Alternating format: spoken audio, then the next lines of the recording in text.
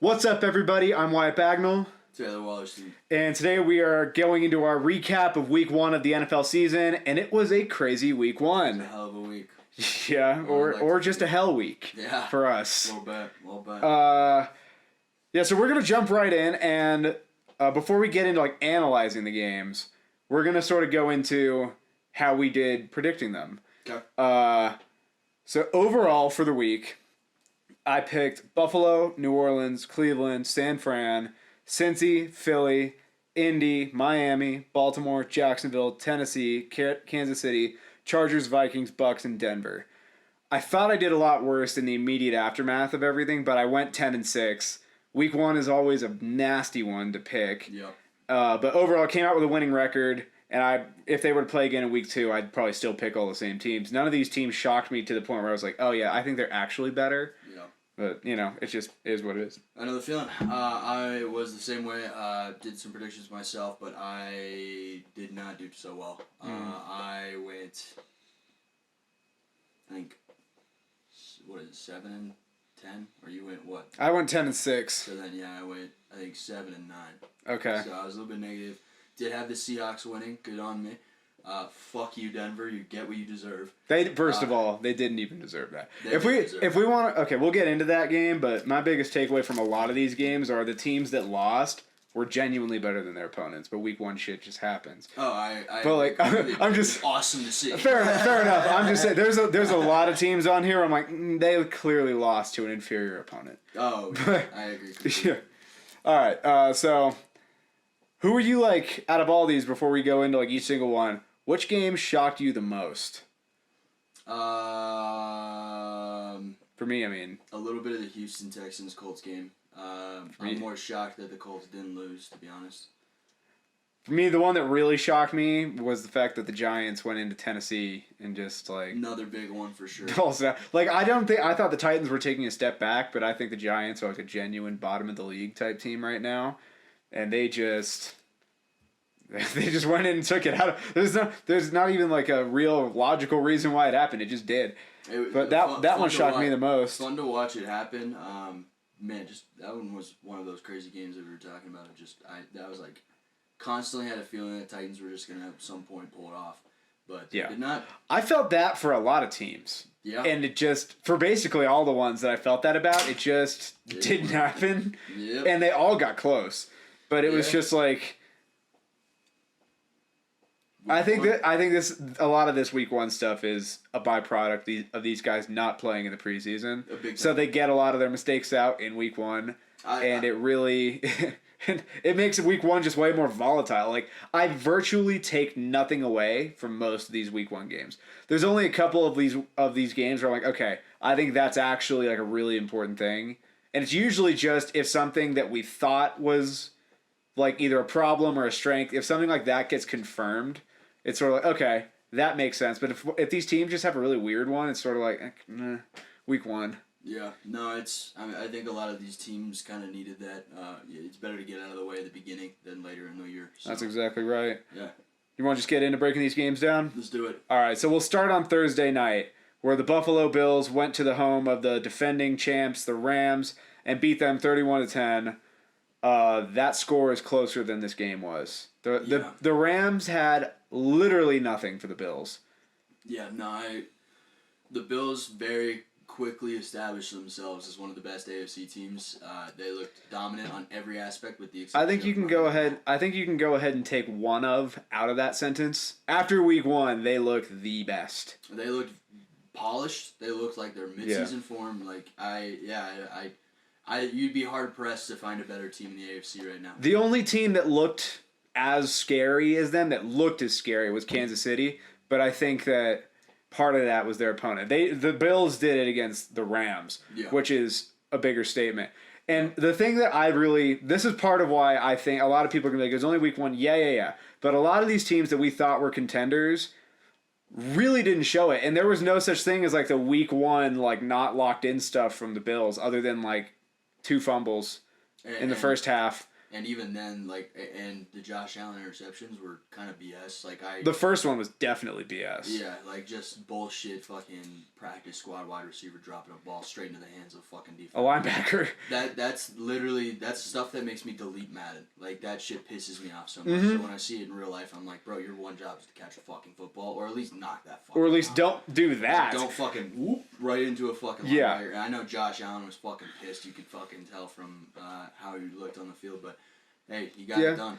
I mean, legit. You can take one of those interceptions out the board. The second one, the guy just made a great play and caught up to it. So that's fine. That stuff happens. Yeah. But that was the only throw all night that was even legitimately dangerous. Yeah. Essentially, everything else was uh-oh. Josh Allen's very much angry after last year, and I think it showed.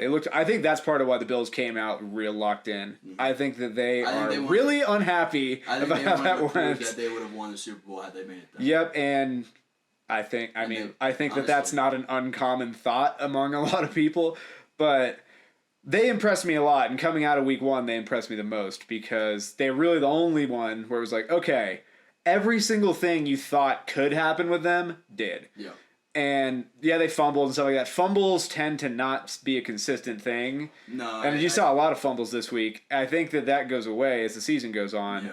So that's a problem. I think I saw Pro Football Focus did an adjusted score for this game. And the adjusted score, if you took away certain mistakes and stuff like that, basically, it was 41-12. Good Lord. So it's okay, that's a problem. Yeah. And, I thought, from the Rams side, none of it looked good. Cooper Kupp had a good game, but really, it wasn't that impactful of a good game. He got open, got a few first downs, had a nice touchdown and stuff like that, but it never seemed whenever they really, really needed it, they weren't able to connect. Yeah. And they're missing that number 2 receiver. Everyone thought Allen Robinson would be that guy, and he still might, but it wasn't showing up in Week 1. It wasn't showing up in Week 1, and that Bills secondary, and the Bills did that without Tre'Davious White playing. Yeah. So the Bills get one of the best corners in the league back. Very soon. And I think it's safe to say that of all the teams, they really were the one that put the league on notice of leaders out the gate for sure. Yeah, check that one out. Yeah, for the Rams, better regroup on that one. I kind of give them the Week 1 kind of vibes as well. I do think there's some issues they need to iron out. Personally, though, you played a game full of mistakes, and that you had that Week 1 week against a team who did not have that Week 1 week. No, they didn't. I think the Rams came in. Everyone talks about Super Bowl hangovers and stuff. I don't know about that. I thought the Rams were a flawed team that won the Super Bowl, and they just returned most of their guys. So I don't think the Rams are truly that great. Going into that game, I thought Buffalo would handle them fairly easily. So did I. And I think if they played again, Buffalo will handle them fairly easily. Yeah. This is one of the ones where I took more away from it, in that the Rams still don't have a run game. They still rely really heavily on they have a few stars and then everybody else. And this year, everybody else didn't look great in Week 1. And even some of their stars, Jalen Ramsey, did not look good in Week 1, giving up a perfect passer rating. 100 yards in his coverage, and obviously we saw that nice Stephon Diggs touchdown at the end on your head. Beautiful. And so Jalen Ramsey had a bad week, and it's just one of those things of if Matt Stafford isn't great, if Ramsey isn't great, Aaron Donald's always great, but the Bills just played smart with how to deal with him. But if those stars aren't great, and those other pieces, the late round picks that they sort of insert into the lineup, don't outperform, it's the weakness of the Rams, and the Bills brought all that to the forefront. So I thought I took a little bit more away from this one than Week 1 stuff because I saw, well, I could be biased, but it also is genuinely. I think the Rams are they're not a team that is going to repeat. It was definitely. There were a lot of moments watching the Rams where I was a little bit more genuinely not worried, I guess, because I don't really give a shit about them, but more of there are glaring concerns and there are absolutely holes on that roster, and I think the Bills exploited them very well. And I think it's one of those things you always hear the quote, and it's almost overused. But it's the Bills showed the league how to beat the Rams, and it's yeah, they really did because they had a great game plan. They came in, did exactly what they were hoping to do, And to be honest with you, what the fuck is Cam Akers? Is that guy a running back or not? I think he's in the doghouse. Like, a lot of people, it sounded like Sean McVay in the postgame, he was sort of asked about it, and it sort of sounded like Cam Akers wasn't, like, showing, like, the work ethic that they wanted to, like, play him this week or something like that. And he did not play well in pass protection. No, well, none of them did. I mean, the Bills got 7 sacks on them and blitzed 0 times. That's insane. So, here's the one thing I'll say for the Rams. There are not a ton of teams out there that can only rush 4 and have a nasty secondary that they're going to run into. So maybe that formula is just tougher for some of the other teams to deal with. Sure. But it's not impossible because it's also like the Bills have like a depth rush. They just rotate dudes in on their defensive line all game. A lot of teams don't do that, but they just have better individual players. And you could run into the same type of problem. The Bills... Listen, there's no shame in losing to the Bills. I think the Bills are going to make a lot of people look stupid. Yeah. But it is indicative of the Rams and the Bills have like a fair degree of difference between them. And they're both supposed to be Super Bowl favorites. Yes. Yeah. So I think you can take what you want from this game about the Rams. Sure, you can be a little more tentative on them. I take more away about the Bills of they are very determined and came in locked in right away. And have no interest in messing around with these other contenders. Yeah. And that as of right now, they have gap between them and other perceived contenders. And we'll see. I agree. But I don't know exactly what other like contenders they have on their their schedule this year. But I mean, they're coming out of week 1. They would be number 1 in my power rankings. I agree. Week 17. In Cincinnati is going to be something else. Do they play there? Yep. And I'm R.I.P. Yeah, I'm always worried about it. And then one of my good friends who's a Bills fan, he did like a whole breakdown of the season. Shout out Jack, by the way. Did an entire breakdown with every game. Like, dude genuinely just loves football and loves the Bills. And I got to give it to him. He was like, at the week 17, I got Joey B taking the dub. And I'm like, honestly... Bills are going to have the first seed locked up by then. So if they're still playing their guys, yeah. Exactly. So I was genuinely like, since he could win, because I think absolutely they're going to Josh Allen resting. Yeah, he's going to be taking it easy, and Joe Burrow is going to be pushing for either 3 or 4th seed, or something around those ways. I don't know. That's literally it's a long way away. But if injuries don't derail any of these teams. Ooh. I mean, every team... Oh, God. I would have to go through the Bills' schedule because it's like that team that showed up is probably beating everyone. Yeah. It's just like, when does the off week come or something like that? That's sort of the real thing. Yeah. Because that team, that's a problem. Because their defense... This was a huge thing I took away. Last year, the thing you could do on them was run. Mm-hmm. Nope. You can't run anymore. Granted, like I said, Rams have not had a good run game in a little bit. So maybe that has something to do with it. But a good first step, because that was really the only way to do it, because they put effort into that, and that they play a nickel defense almost all game. Yeah. So they brought in like D tackles this offseason to be like, okay, we have to just be big up there, and they did, and it looked like it worked. Yeah. So we'll see, but week 1, Bills, great job. We look dominant. We're excited. I'm excited to see more. Oh yeah. To be honest. All right, moving on to Eagles-Lions. Eagles win 38-35. This game was like a carbon copy for the Lions anyways of last year's week 1 against San Francisco because exact same thing happened in terms of last year 49ers got a massive lead on them. Eagles got a massive lead on them, and late in the game, second half, they crawl back and get within 1 possession by the very end. It's just like, how the hell did that happen? Yeah, so the Lions, it looks like, again, they're still a cut. Because I think the Eagles roster is an absolutely contending roster, and the way Jalen Hurts played. I mean, he had like 240 passing yards, and they basically stopped throwing after a while because they got so far ahead. If they play like that, they are a contending team. It just shows that, again, the Lions are tough enough to be scrappy with contending teams, probably not beat them. But I think once you get into the middle tier teams, they'll beat a lot of them. I think they're a little bit middle tier right now. I'm looking at this game in a vacuum almost.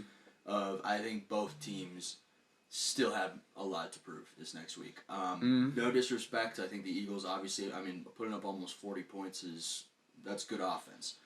Yes, it is. Let's be honest, that's good offense. I need to see it against a team that isn't the Detroit Lions, who are still trying to find their identity and really like kind of establish themselves as really coming back. So we'll have to see what the Eagles do. The Eagles-Vikings game, I literally said this Monday night when I was watching the game with some friends. I was like, that game is going to be fucking awesome. That's important. That's a very interesting game. Yeah, because we'll get to the Vikings later, but both teams looked great the way they were supposed to. They looked good with the new look offense for the Vikings and this new look team for the Eagles. They did what they were supposed to, which was to win against a team that I genuinely saw a lot of holes in. Yep. So I think again, there's not a ton to take away from this game. Not because it was a weird game, but because this was sort of how you thought this one might go, where the Lions are going to be tough once again. Yeah. You're not going to run over the Lions many times. But the Eagles are just more talented. Yeah. And I think the Lions in a year or two could contend with teams like this. But that's still a team that's getting back on track and just improving. And the Eagles are one of those teams that are potentially right there. Yeah, they're trying to make a statement this year that they're contenders and ready to take the NFC. Yeah, so I don't take a ton away from this game as far as God, that was weird. I don't know what that was. No, that was basically what you thought. I just need to see. My bigger takeaway from this is teams really, really do need to be wary of Philly, because they're that type of team where AJ Brown went off for like 150 yards. Yeah. Good running, like a good running game. How much they rushed for 200 yards also. And so it's like, okay, that's a really balanced offense with one of the best O-lines in the game. Jalen Hurts played well in that game anyways. We don't know how great he is overall, but he's shown at the very least he can get you to the playoffs. And they're definitely going to win that division now with Dallas and Dak getting hurt. But I don't see anyone else winning that division. Yeah, so it's like, so the East is locked up. Philly will be in the playoffs. Mm. So it's like teams don't overlook them because they were a little weird last year and stuff like that. They are legit this year. Yeah. And if anybody's just like, they're from the NFC least, we'll just sort of like be able to go through that. No, that team can potentially end your year. So I'd be very careful. Lions, good effort, great heart, always have it. Don't worry, Lions fans, it's coming. Yeah, you're on the right track, and you can take a lot of heart in that. Yeah, I mean, I think you guys might get a game off the Packers sometime this year or the Vikings. I think that's possible. I think you'll sweep the Bears. I think you'll be fine. Yeah. But actually. Yeah, so Philly, great showing, showed everything they needed to. Lions showed improvement, showed heart. You got what you really wanted from both teams. I'm sure Lions fans would have loved to have gotten the win. Sure. But Philly was favored for a reason. And so I think that one, it was a good game, and that's just what it is. Yeah. Now I genuinely am excited to see a little bit more from both, and I'm so pumped for Vikings Eagles because I think no matter what, we're going to be watching some fun football during that one. Absolutely. Now moving on to a game that went completely as expected, moved to a game where you can basically just burn the tape because it was played in a goddamn monsoon in Chicago, Illinois. San Fran went to Chicago. San Fran went to San Fran. Yeah. San Fran went to Chicago and lost 19-10 to the Bears. Go ahead, I'll let you talk about this one. I legitimately don't have much to say because it really is like in weather like that, it's almost impossible to accurately judge anything. Like, the 49ers defense basically did what I expected. Other than a couple of fluke plays and drives where we kept them alive with penalties, they had nothing. Like, they missed one of the field goals. So 15 of their 19 points or something like that came on drives where we stopped them, but then committed, like, unnecessary roughness. So in reality, we gave up, like, 4 or 5 points, something like that. And it's like, okay, we fumbled twice, one time on the goal line, drop passes, penalty. It's just a sloppy game in sloppy weather. Sounds like a bunch of excuses to me, dog. You can say it all you want. It's accurate. We beat them in literally every category but the scoreboard. And that's the only one that matters, unfortunately. Unfortunately, you know all about it. Mm-hmm. But there is nothing to take away from that game. You can't throw well in that weather. Nobody threw well in that weather. They fumbled. They were sliding around everywhere. It was just sort of like, okay. Basically water polo. Yeah, it was just sort of like, okay, who managed to just get more lucky breaks in the mud? And Chicago got it. Good on them. I think they were basically incidental in this win. I don't think it mattered if it was Chicago or Buffalo or anybody like that. It's like last year, for example, like in another extreme weather game, Buffalo lost to New England in that win game because some weather just makes it impossible for more talented rosters to do things. And that's what... And Mac Jones hands the ball off 70 times. And he's really good at it. Yeah, and it's just like, that's sort of the exact same thing when it's like so rainy that they're constantly switching cameras because you can't see stuff. Mm-hmm. It's sort of like that, where it's like, okay, you're just like completely handcuffed by that, and is what it is. I mean, statistically, we beat them in every single way, but we would just fumble on the goal line, and that cost us. So turnovers and some penalties that's really the only thing to take away. I take away nothing about Trey Lance or Justin Fields, because to throw in that, it's sort of like,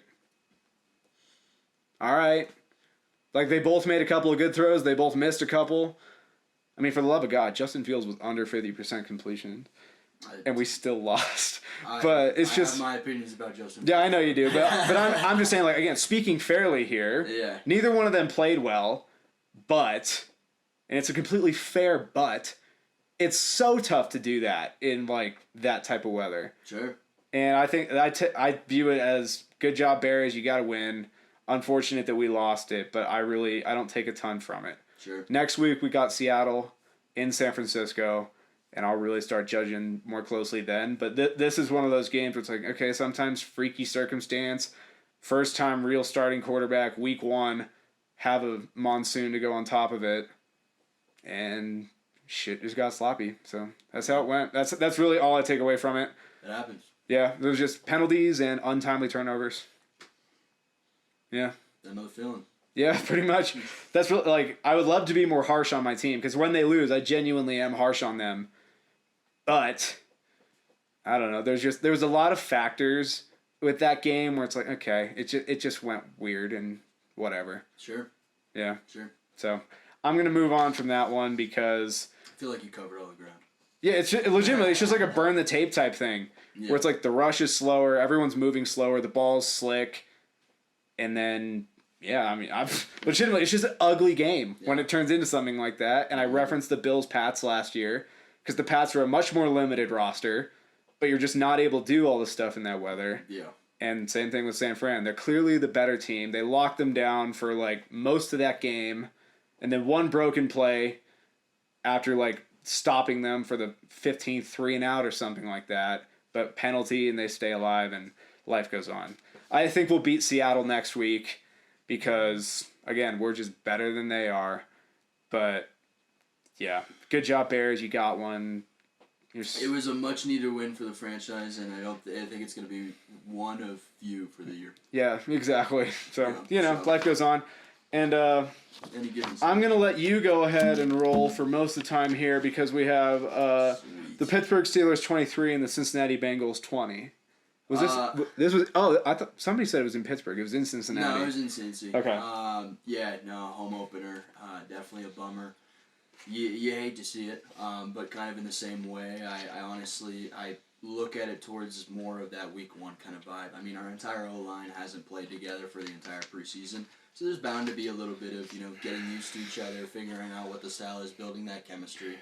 To be honest with you, I think my favorite part about the game was even after 4 fucking interceptions, I was watching Joe Burrow, and I had all the faith in the world that he could potentially get it done. Would like to give a quick little shout-out. Actually, I'm going to pull up my takeaways that I sent to my buddy. While you do that, I'm going to give my shout-out and a get well soon to TJ Watt. Likewise. You might not like the Steelers, but that dude was having a monster game, and he's an amazing player. Even if you don't like that team, you don't like to see guys like that get injured. I agree. And so hopefully he doesn't miss the entire year and something like that. But he was playing awesome. Get well soon, TJ. Awesome linebacker. Yeah, when I saw him doing the motion, and I immediately, my heart sunk, and I was rooting against the guy. Yeah. So I genuinely, that, there's a lot of talk about some dirty hits that he had earlier in the game, and you know what? I'm of the opinion that there were some dirty shots, but it's a rivalry game. Both teams fucking hit each other a little bit harder. Yeah. Hey, you know what? It just sucks that you went after Joe Burrow's appendix because that was kind of fucked. He's not not a dirty player in general, guys. Like any given game, somebody can hit somebody the wrong way and it looks bad. Of course. But this is not. He's not like a track record of like dirty hits guy. No, I put it a little bit more towards rivalry weekend. Yeah. Especially week 1, getting back into football. I mean, T.J. Watt was raring to go pretty much all looked it. So, no disrespect to him at all. It's definitely an actual shame that he got injured and an injury that J.J. Watt's gone through and everything like that. Like, you genuinely hate to see it. And I'm not even being an asshole. Like, he's too good of a player to not have on the field. Absolutely. Like that's one of the few players that I think, if offered, he would rather just have on the Bengals than other guys. I think if offered, you would take him over Trey Hendrickson. Yeah. Okay, I was for a second there. You made me nervous. It looked like you were going to think about it. I know, but I'm just putting into perspective here, like the type of respect that even a Bengals fan would have for T.J. Watt. Yeah. Back to you though. That was my main thing. No, you're good. I just wanted to throw that one out there. I'm glad you brought it up. I actually, in my list, I have T.J. Watt and Steelers D is legit scary. Yep. And I also said, please, for the love of God, bring T.J. back. Yeah. But I also, I have a couple of things that I like. Right when I finished the game, I went straight into conversation with some of my friends. Here are a couple of things that I noticed. Like I said, O-line really does need to build chemistry, but that's a playing together kind of thing. So I'm really not super worried about it. I know a lot of people are like, oh, we spent so much money, we brought in so many guys. Relax, guys. It's week 1. They have not played the entire preseason. Alex Cappa looked great. Or whoever it was, Ted Karras. Like one of those guys looked great. One of them looked fantastic, and Lyle Collins comes as advertised. So I don't think it's worried. I didn't watch that game a ton because it was on the same time as San Fran's game, sure. So I only popped in a little bit for it. Sure. It was. I was watching as I was watching the game. One interception happened. It was the pick 6, and I genuinely didn't care. I was like, you know what, Steelers defense, they're gonna get one. Might as well happen earlier in their year. And then they got another one, and then they got another one, and then they got another one. So as I was sitting there, and as the 4th pick happened, I remember vividly sitting there and just being like, oh my God.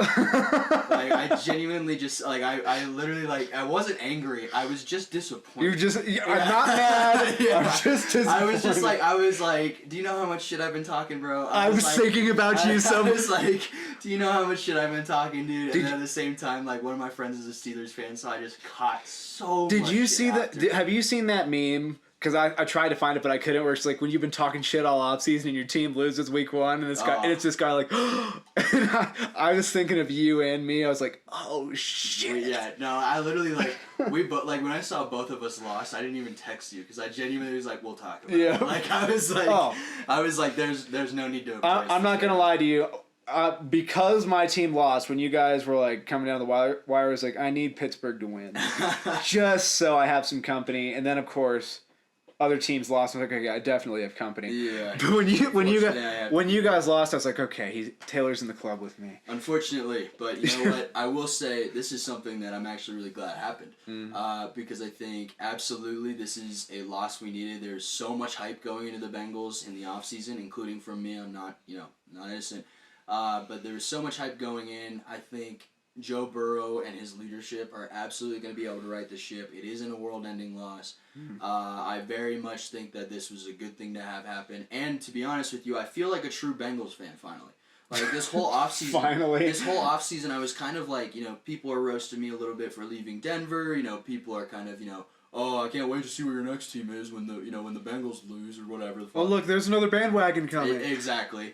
Like, oh, go Bills, baby. But no, like I've been saying this whole time of, you know what, Bengals fans have been through some of the worst pain I think I've ever seen, and from the outside looking in on a football fan perspective. They're probably in the top 5. They're potentially top 5 in pain. I'd say they're top 5. I'd say Cleveland and Detroit definitely lower. Above. If you've had an 0-17 season or an 0-16 season, you're number 1 and number 2. I think Lions go second because you've had decent teams in the past. And the Browns have not. So I think absolutely they're top 2. Who knows? Maybe Jets 3. You could throw. I think you could throw Jets, Bills, and Bengals all in there. Absolutely. I think those are probably the top 5. But it's some combination of Jets, Bills, Bengals to round it out. But continue. Absolutely. But so yeah, I think Bengals fans, you can attest. You've been through some serious fucking shit with some serious pain. For my first game as a true fan to have to go through Bengals level pain, like I feel like I'm one of the tribe, baby. There like, it is. You know what? I earned my stripes this weekend. Oh, you hate that, but that was fucking No, perfect. I know. As soon as you started talking, I was like, this is going somewhere. Yep, so I've officially earned these stripes that I'm wearing. No more baby tigers over here. No more we got a full-grown Bengal now. Absolutely. And to be honest, like I said, the entire time I was watching Joe Burrow operate, there was not once where I counted us out. I think that's something that needs to be said and remembered because this is obviously a heartbreaking loss. But watching Joe Burrow be as confident and controlled as he is, like, dude rises to the occasion. Yep. Dude rises to the occasion every single time. And you know what? If you're a Bengals fan, even with the loss, you can sit here and look. Joe Burrow was like 4th in passing yards. And the offense was 4th overall with 4 turnovers. Yeah. Like in the NFL. It's kind of like the Bills. The Bills lost to the Steelers in the week 1 last year. Yeah, I mean, again, this is something. It wasn't as heartbreaking. This is something, again, like real. Again, this is more. I'm just going to talk about the Steelers for a second here. That's really a credit to the Steelers organization. They're just like franchise. That's a team that they're just a winning culture and they just understand how to win. And so I think they're going to do that to a few teams this year where it's like, yeah, that team's better, but Pittsburgh, they just have like a way about them of they'll hang in close and you'll make just enough mistakes for them to beat you. That defense will force mistakes. Yeah, exactly. But like some of that has nothing to do with the Bengals. Some of that has to do with Mike Tomlin is one of the best coaches in the league and will always have them ready. Agreed. Like, and they show up for game day every week. Yeah, so like last year they got the Bills. This year they got the Bengals. The Steelers just have ways of doing that. And again, this is something where you could say you take nothing away from it, and that's true. Unfortunately, the one thing is, and this is with a couple teams, those division losses almost count as double. Yeah. Just huge. Like even though it's week 1, and like sometimes you're not like sometimes you can be like, okay, you don't take much away from the game, but that's like a division loss, so it basically counts for like 1.5 to 2 losses. Yeah, the results are definitely a little bit more devastating. That's why division games in week 1, it's like, oh, it's tough. Yeah. No, I'm not stoked about it. Obviously, as a fan, like even though I do feel like I'm officially part of the crowd. Yeah. But however, I credit where credit is. Like I said, the Steelers D is nuts. Yeah. It's genuinely fucking terrible or terrifying. Excuse me. Terribly terrifying. Terribly terrifying. There it is. Terrible towels, dude, all around. I'm gonna get you a terrible towel. I will wipe my fucking shoes with it. But I also want to say that Higgins and Boyd getting hurt fucking blows. Mm-hmm. And it shows just how weak our depth is at wide receiver. So I would say what was Boyd's injury? I know Higgins was a concussion. Higgins was a concussion. Boyd was, I think, ankle. Okay. Or maybe hammy. I don't know. Let me go back and look. That one's the more dangerous one. I think Higgins is probably back next week. Hammies are tricky. Higgins has a possibility to be back if we need Tyler Boyd. He's a leader in the locker room. He's a great presence. He's a veteran guy. Well, the good news is you got Dallas next week. So. I think this is a great chance to right the ship. When's your first game with Baltimore? Because I think you guys will be okay with Cleveland. I think it's a little bit further Pittsburgh will play you nasty and stuff like that, and maybe they'll beat you guys again. Who knows? They just have a way of keeping it close. The only one I'd look out for if you're going to throw interceptions like that's Baltimore. Yeah, obviously this is not a game we can ever replicate. No, I don't. The fact that by the way, as somebody who sort of enjoys hating on the Bengals, just partially because he's a fan, it's just fun. I don't think they'll turn it over as much again, sort of like the Bills. Yeah. I think Joe Burrow's a bit of a gunslinger, so he might be prone to interceptions. Yeah. But I don't think it'll be anything like 4 picks and a fumble. Yeah. I don't expect that again. I just want that noted. Yeah. Because, like I said, I just sort of enjoy, hating on him. Sure, and I had a blast watching Justin Fields smoke you in the middle of a monsoon. So, exactly. It's smoke it's is, mutual. by the way, a strong word, but I'll take it. Whatever. I'm tossing stones from a very glass house. Are we all? Right now, so are we all? Yeah. But yeah, to wrap it up, I want to say that being in having a chance to win the game with only five turnovers is. Like, that speaks to our defense. And I do want to give a quick shout-out for a defense that I was genuinely felt like should be a little bit worried about. run stopping was there, and the secondary made plays when they absolutely needed to. So I'm very excited to see, I think Dax Hill ends up becoming our second cornerback very soon. Quick question for you about the Bengals defense. Yeah. Because this is one of those ones where, again, I'm not trying to be negative about the Bengals here or anything, but from a personal standpoint, how much of that is that the Steelers' offense has Mitch Trubisky at quarterback and a bad O-line? Definitely a good amount. Okay. Yeah, I won't sit here and say we played lights out ball against a great offense. But we did what we were supposed to against a team that had a bad offense. Yep. That Minka's pick six turned out to be quite important. Game winning almost, it feels like. But that being said, I thought we held our own with shooting ourselves in the foot as much as we did. I do like that the defense did what they were supposed to against a team that they are supposed to beat. However, quick shout out to Deontay Johnson. I think that guy is genuinely a great wide receiver, and part of it is obviously the Steelers know how to make great wide receivers. But Deontay Johnson, great. Pick anyone. Yeah, right, pick anyone. We'll have to see how George Pickens does, but 110%. I want to give him a shout out because some of those catches that he had were fun to watch. Absolutely, and that's good. That's good shit. However, last thing I want to say before we finally move on, Jamar Chase is the fucking man, and you cannot doubt that. I think some of the catches that he had in that game kind of proved that he's not just a one-trick pony running down the field. He's a great. He's genuinely a great receiver. He is probably, after week one, I'd probably put him number 4. I think that's fair. I think Justin Jefferson's 1. I was about to say the guys I have ahead of him: Kupp, Devontae, Jay Jetta. Yeah. Those are the 3. Those are the only 3 where I'm like, I would take those 3 definitively over Jamar Chase. Yeah. And even that, it's still like sort of blurred.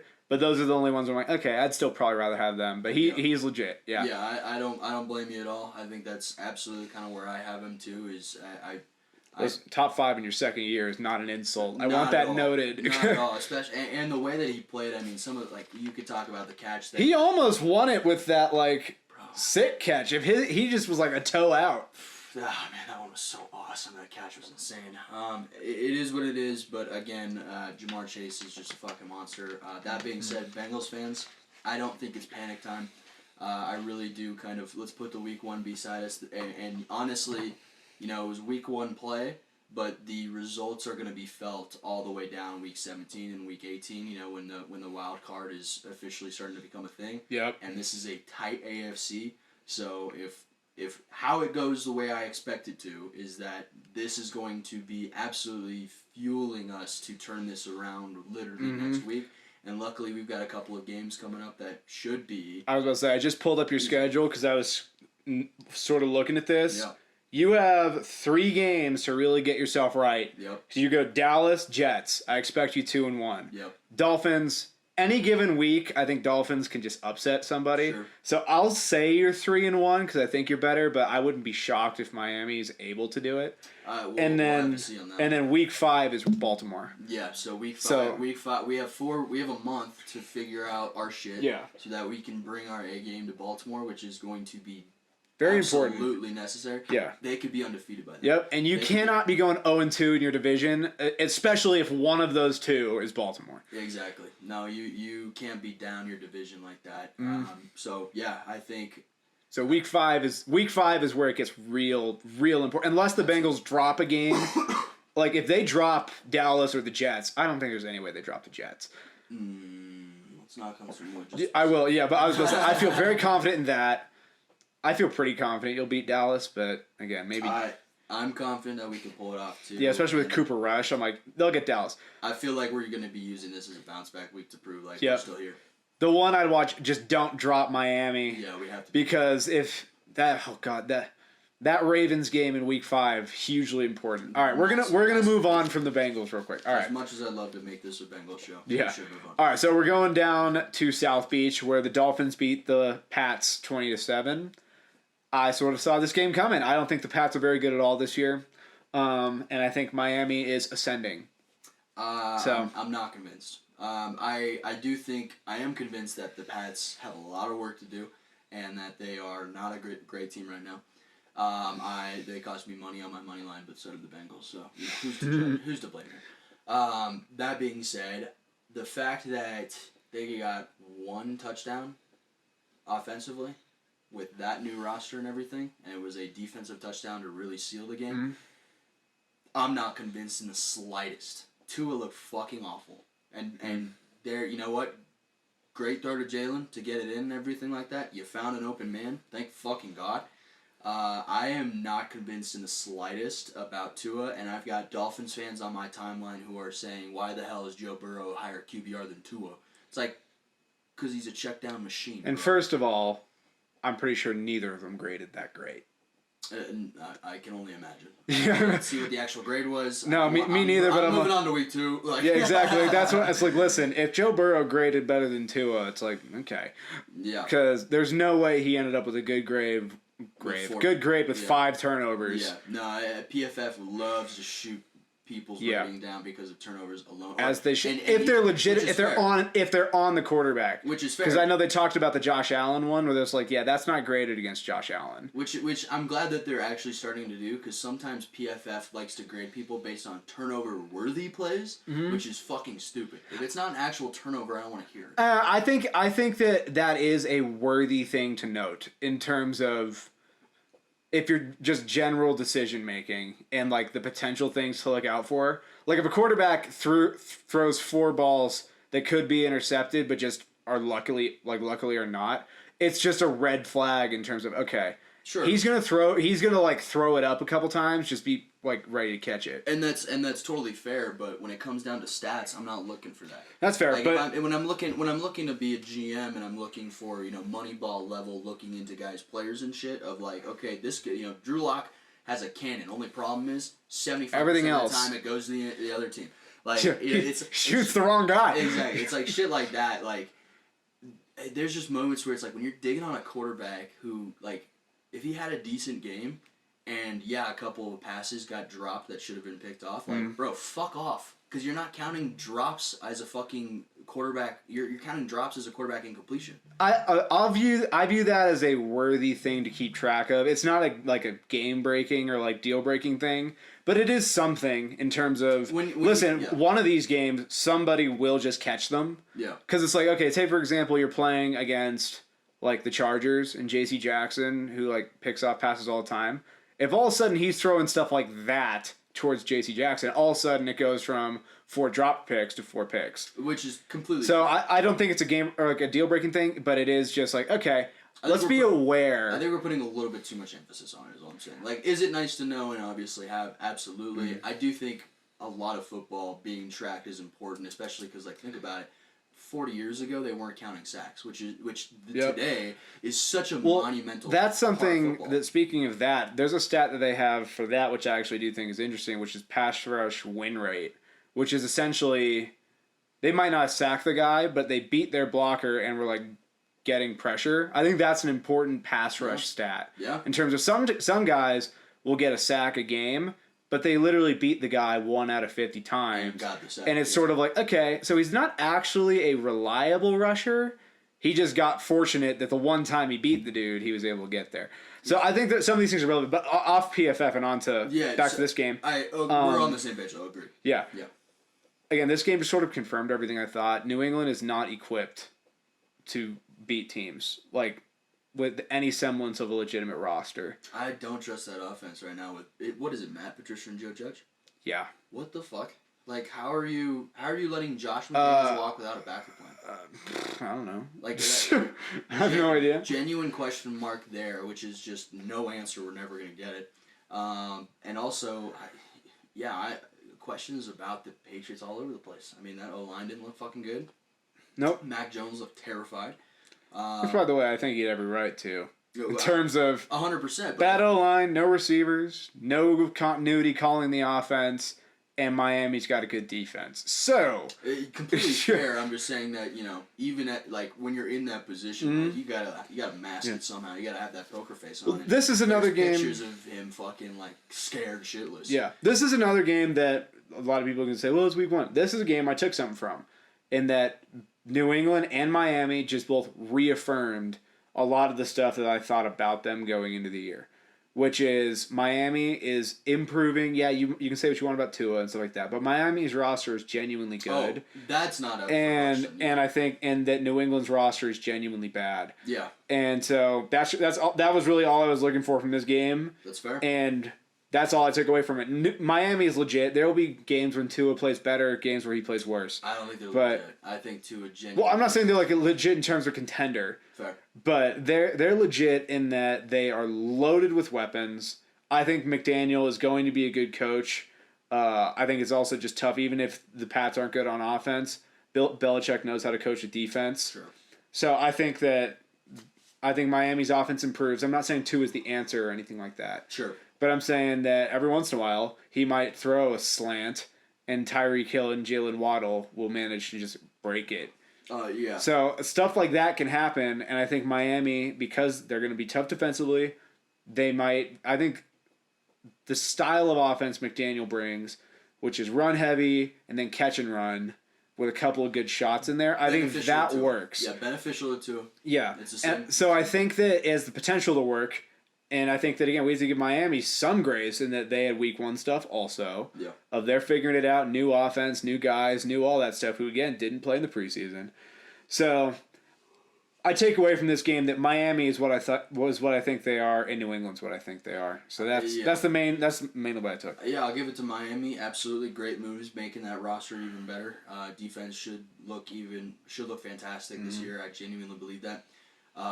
Again, I think you're going to go as far as Tua takes you, and I don't think Tua takes you past 8 wins, even with a roster as loaded as it is. I think it's a wasted year, it feels like almost. I have to look at the rest of their schedule, but I give them at least 4 just off. I think they'll sweep New England and New York. Based on roster alone, sure. Yeah, so that's why I have to think about it, because I think there's some of these teams where we can say their roster's not good enough to get this type of stuff. Sure. But then you look at their division, and it's like, I don't know. You just hand them some based on that. Yeah, you can. It is what it is. I'm gonna stop the Tua slander because I think you guys get it. But yeah, I think it's genuinely. Yeah. We'll have to see. Fair enough, but so like overarching takeaway: Miami. Talented, but still developing. Question mark. And New England is just offensively not competent enough. It's not looking good. Not at all. Cleveland, Carolina. I am sorry, Baker. You deserve the win. And you know what? And you want to know what really makes me say that? Let's get this out of the way. That press conference that he had afterwards spoke leagues about his maturity. I didn't get to see it. Okay, so I will recap it very quickly.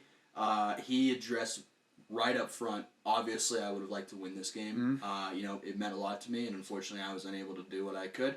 He goes, but as much as you guys are going to write off the rest of our season and say that the world's ending with this loss, it doesn't. We're going to get back to work and come back at it. And you know what? I got to just say straight up, obviously, he would have liked to win this game. I wanted him to win strictly because I think revenge games are fun. Mm-hmm.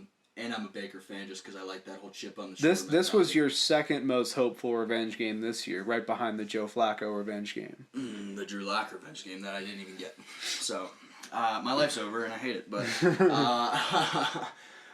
shout out, Baker looked honestly solid. Looks healthier again. That big bomb that he had to Robbie Anderson was reassuring. Nice. Yep. I still don't believe fully in the roster, unfortunately. The O-line's got some questions for sure. And by the way, who was they drafted Ekwonu, right? Akeem Ekwonu. I think that's who the Panthers got. Yeah. I think so. I have a lot of mercy on that position in particular. It's really, really tough when your first start is lined up against Myles Garrett. It's tough. You know what? I am totally I know Myles Garrett. I think he got 2-3 sacks, something like that. He got multiple sacks, and it's just like, okay, I can live with it. That's impossible. You're asking him to do too in much. his first start, Rashawn Slater was probably going to get beat by Myles Garrett. Yeah. No, I like the pick, and I think they brought in the right guy to be that right tackle for him.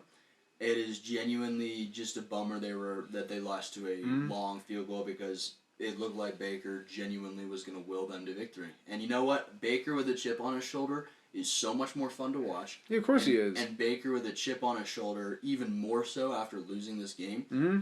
I don't think Baker's going to be the problem over in Carolina, to be honest with you. No, unfortunately, he'll take on a lot of that though. Yeah, I think the problems that the Panthers will have based on that roster, he will absolutely. He's the face of the team, so he's obviously going to have to deal with them. But I think it's better to have that spotlight off him because it's Carolina who's been bad, and Cleveland isn't starving for, it's not like a ravenous pack of dogs that you're talking to in the media. And yeah, if Christian McCaffrey can just stay healthy, like, dude's obviously a freak athlete. We saw that again this weekend. Definitely. I get excited about the team, but it's just not. They're not there yet. They're not there. I mean, I can sum it up to you like really easily here. In terms of like yards and total yards and stuff like that, the Browns had over 100 more yards. The Panthers actually outthrew them, but the Browns outrushed them by over 150 yards. And that'll happen. They had like time of possession, 38 minutes for the Browns, 21 for the Panthers. Yep. They just owned they did exactly what I figured they would, which is even without Deshaun Watson or any like semblance of a great quarterback there, they still have Nick Chubb. They still have Kareem Hunt. They still have a really strong O-line, and they have a really nasty defense too. Yep. And in this game, Carolina had the better quarterback, but when everything else basically is going against you, the Browns, it's not entirely shocking. Cleveland just sort of ground them out. Yeah. So, again, no shade on Baker there. I think Baker played pretty well for like a first start. He had the one pick, but after that, pretty clean. Yeah. I just think the better team won. Yeah. And again, that's nothing on Baker. That's not a game he should win. He kept them in a game that they really shouldn't have won. Yeah. And so, you know what? I'm a Baker fan, obviously, and I love the idea of the revenge tour. This is honestly, in the same way for the Bengals that this was great for them, I think this is good for Baker. Because if he goes in and he beats Cleveland week 1, I think there's all of a sudden there's breathing room. Yeah. And there's kind of a, I proved Cleveland wrong already kind of thing. And now there's a constant drive for him. He's just a better quarterback when he has that chip on his shoulder. Yep. So give him a permanent one. And in terms of looking forward, Cleveland, this is a step in the right direction in terms of Cleveland just needs to sort of stay above water until week 12. And it's one step in the right direction. If by week 12 they're somewhere around 500, like 6-5, 5-6, something like that. If they can get to that point when Watson comes back, I think that's about all you can hope for. And hey, you're a fifth of the way there. And we'll see. So we'll have to see. For the Cleveland Browns, that's good. For Carolina, they showed signs of life. Offense looks better than we've seen. It's still just one of those things with Carolina where you just gotta see more because they're just not overall that talented. The offense looked good for the first time in a while, but not game-winning level good. There were still a lot of questions. It's a step in the right direction for Carolina. It's just a few flights of stairs behind Cleveland's. Exactly. So, all right. So now on to a game that. Listen, there are no winners and losers. I just hope everyone had fun. And that was the Texans and the Colts. I'm sure Rodrigo Blankenship had fun getting cut today. Which I think that's a little hasty. That is hasty. Granted, that's sending a message that we are not fucking around anymore. Colts are pissed. Yeah. And not in a good way. And not in a good way of not in the Baker chip on the shoulder kind of way. They're legitimately pissed off and tired of being in this position. Yes. But Irsay's got a quick hook when people who should be doing their job don't. I think that was a little bit premature. Yeah, that is and stuff insane. like that. He was coming off a hip injury last year, didn't play most of the year. Some team's gonna pick him up like a good kicker. Yep, exactly. So it's just like, okay, whatever you say, but and he's a nerd. Yeah, exactly. So Indy 20, Houston 20. Bit of a letdown for Indy. I'd have to imagine. Granted, it's better than a loss, but you would expect to beat Houston. I mean, would you have rather tied Pittsburgh or lost? I had the opportunity to make that choice. Actually, I was when I was praying to God that for another fucking miss. I sat there and I was like, do I want the tie or would I rather just take the loss? And not have to deal with tying. I mean, logically though. Logically, tie every day of the week. Absolutely. Yeah. Pride-wise. You'd rather go out swinging, I want to go out fucking swinging. Yep, that's totally cool. I'm fine with losing. But so I'm going to point out the bright side here for Colts fans. you did not lose to a division opponent.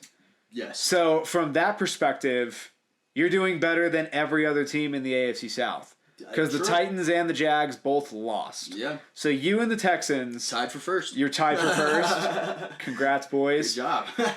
So that, just like on the bright side, at least you guys are taking your week 1 lumps and not paying like the biggest price for it. Yep. Now, you guys should have beat Houston, and you should beat them by a lot in terms of rosters. This is genuinely frightening. Like, this is something I will take away from week 1, is that Colts. I know week 1 you're terrible. The last 8 games have been losses for you opening week, and you were trying like this. They couldn't show. They're the anti-Steelers, where the Steelers, no matter how good or bad they are, they come out with a Hail Mary right away. Exactly, and so genuinely, Colts, you should have dominated this game. I don't care about rust. I don't care about not playing. First of all, Matt Ryan played in the preseason. This is genuinely a loss or excuse me, not a loss because you tied. This is you shouldn't have tied. You played badly enough that Houston should have kicked another field goal at some point. Yeah. And gotten away with it. Shout out Davis Dougie Mills. What the fuck? How are you as decent as you are? But I'm excited for it because you're on a terrible team and you're able to keep up with the Colts and keep them in the game. Mm-hmm. I don't think he played phenomenally by any means. He didn't. But he played well enough, I guess. He played well enough to tie. Played well enough not to lose. Yeah, exactly. There you go. And I sit here and I wonder, after watching that game, which is the better team? I have a genuine question. I still think it's the Colts. Oh, without a shadow of a doubt. And I'm not sitting here saying, oh, the Texans are actually better. Let's take one look at their roster and we can figure out who's the better team. Yeah, the Texans have one good player. Exactly. And so when I'm sitting here, but that's the thing is, I should not be having this conversation with myself as an educated football fan. That's how bad you were, Colts. Well, this my bigger concern here is what is with Indy. Sometimes Pittsburgh, they used to do this also, where it's they seem to play to the level of their opponent. Yes. Where it's Pittsburgh would do this all the time with, for example, they would be able to play nasty with Baltimore and New England and stuff like that. They usually lose to New England and beat Baltimore. But then all of a sudden, a shitty Browns team will all of a sudden have them on the ropes. Yeah, exactly. It's what's with that? And the Colts do the same damn thing where it's they take week 18 in Jacksonville. Yep. You played down. Week 1 in Houston, you played down. And then they would play teams like the Pats last year or the Titans or the Bills or stuff like that and either beat them or hang tough. And it's okay, they have a way too wide array of options of outcomes here. The Colts need to set a standard and this is where we are, that is where they are. We need to beat them in every way. And that's the thing that concerns me most is just Indy. Teams like Houston, it's for example, in terms of roster disparity, this is sort of like San Fran and Chicago. Difference is this was played in a dome. Yeah. There's and no it's excuse. This is a controlled environment. No freak rainstorm is coming through this damn place. Yep. This is just what? Yeah, no, exactly. And that's literally my biggest... bro, you have Jonathan Taylor on your roster. How are you not feeding him the rock more? Especially in goal-to-go situations or when you're even... Bro, if you're 40 yards out, feed him. Yeah. This is what's... bro, they love Naheem Hines over there. They love trying to get... Frank Reich loves to fucking step up and, try to prove he's an offensive guru. I don't give a shit if you're an offensive guru or whatever the fuck. You have Matt Ryan fucking leading your offense. He can fucking throw the football fine. You have Jonathan Taylor, who is... bro, what is the big thing about running backs? Playing them while they're young and playing them while they're fucking cheap. And getting rid of them. And getting rid of them is why you play them young and fucking you run them into the ground early. You have a genuine workhorse back who is honestly... People could make the argument Derrick Henry below Jonathan Taylor. I'm of the opinion I'd rather have Jonathan Taylor. To be completely honest. Granted, I'm biased. He's on this year or at their peaks. This year. Okay, I'll give you that. This year is what I mean. Okay, well, real quick here because I was just curious, looking at the stats for this thing. So Indy wiped the floor with them statistically somehow. So are there turnovers? What was the main cause of... That's what I'm looking for right now. And it's yards. Indy 517, Houston 299. Passing yards, Indy 340, Houston 222. Rushing yards, Indy 177, Houston 77. Over a yard more per play. They had 13 more first downs, more efficient on third down. That's losing culture shit right there. It's just Houston allowed more sacks, Houston punted more. They had basically the same amount of penalties. They had one more turnover and had 9 more time of possession things. So it's I don't even know how the Colts pulled this one off. How do you lose? How do you tie? How did you not win? How do you not win that game? Yeah. That's what I'm asking. And it's more of, the fact that you tying and losing statistically very different. However, in this case, it might as well be a fucking loss. It's a moral loss. Yeah, I know if I'm a fucking Colts fan, I'm pissed. And I lived in Indy for a fucking year. And I know these Colts fans are fucking tired of having this generally good franchise be a poverty franchise. And I'm getting heated because I want to see them do well. I have Jonathan Taylor on my fantasy team. I like Matt Ryan. I honestly like the jerseys of the Colts. I've been to Lucas Oil Stadium. I like Shaq Leonard. I like... God, he was a 49. I like DeForest Buckner. That team is fun to watch. Yeah, they got a bunch of good players. Yeah, no, and it's just... Quentin Nelson. Yeah, one of the best linemen in the game right now. Either the first or second best guard. Him and Zach Martin battle it out each year for that. Absolutely. So that's what I'm getting frustrated about, is that this is a team that had no business only putting up 20 points against the fucking Houston Texans. What I said it earlier, that's loser franchise bullshit. Mm-hmm. That is not a disciplined franchise. That is not the house Peyton built. That is literally no wonder Peyton's watching Broncos football as opposed to watching the Colts, because this is a fucking shell of who they used to be. There's a reason Peyton still lives in Denver, people. Well, first of all, Colorado's better than Indy. I can tell you that right now. I don't think that's controversial. That's not controversial in the slightest. And any Indy fan who's even listening to this rant is right there with me. Oh, they're very I'd much rather be out of Indiana. Well, speaking of that and Colts fans being mad and stuff like this, it's time for people to start taking a closer look at a hot seat for Frank Reich and Chris Ballard. He should have been fired last year. Chris Ballard, I'll give the Chris Ballard. Okay, here's why I'm looking at him. Okay, because I know he's smart. I know he's all those things. He's brought in a good team. Why the hell do the Colts? Why are they good at every position that doesn't matter, and they never bring in guys at the positions that do? There's a reason that guard, inside backer, D tackle, and running back. It's okay, that's great, but what you need in today's league, you need a strong secondary, strong quarterback, strong wide receivers, and a pass rush. That's fair. Those are all the things the Colts don't have. I don't know. They would be awesome. Why is Amari Cooper not a Colt? Exactly. Why is Amari Cooper not a Colt? Why is A.J. Brown not a Colt? Why? Or, well, actually, that one makes sense because it's division. No, Amari Cooper's particularly egregious because the Browns only gave up a 5th-round pick. That's particularly egregious. Jalen Reagor cost more. Yeah, exactly. Oh, God. What the actual fuck? Don't get me started. But, no, legit. So, this is why I'm looking at Chris Ballard. It's okay, you can look at the names and be these guys are really good at their positions. They play positions that are not particularly impactful. That's fair in terms of how this league rolls now. That's a fair point. This would have been a great team in the 2000s. That's a fair point. But it's guard. A guard is good to play Aaron Donald, but every other team, their strongest rushers are on the edge. When you need to know alignment, and this is not to take away from a point, this is strictly. And I'm not dogging on them for drafting Quentin Nelson. Exactly, and you really can't draft anybody else. And I think that it makes left tackle job a lot easier when you have a goated left guard. I mean, you need a good left tackle. Yes, but then what a lot of teams do that have good edge rushers, the Browns will take Myles Garrett, the Chargers will take Khalil Mack or Joey Bosa, the 49ers will take Nick Bosa, and they'll put them on the right side of that line. Yes. And be okay, have your left guard come over here then. Yeah, and can't do that. No. So it's in terms of linemen, the priority positions on the line, you need 2 tackles, then a center, then the guards. Yeah. And Quentin Nelson's awesome. He's one of my favorite players.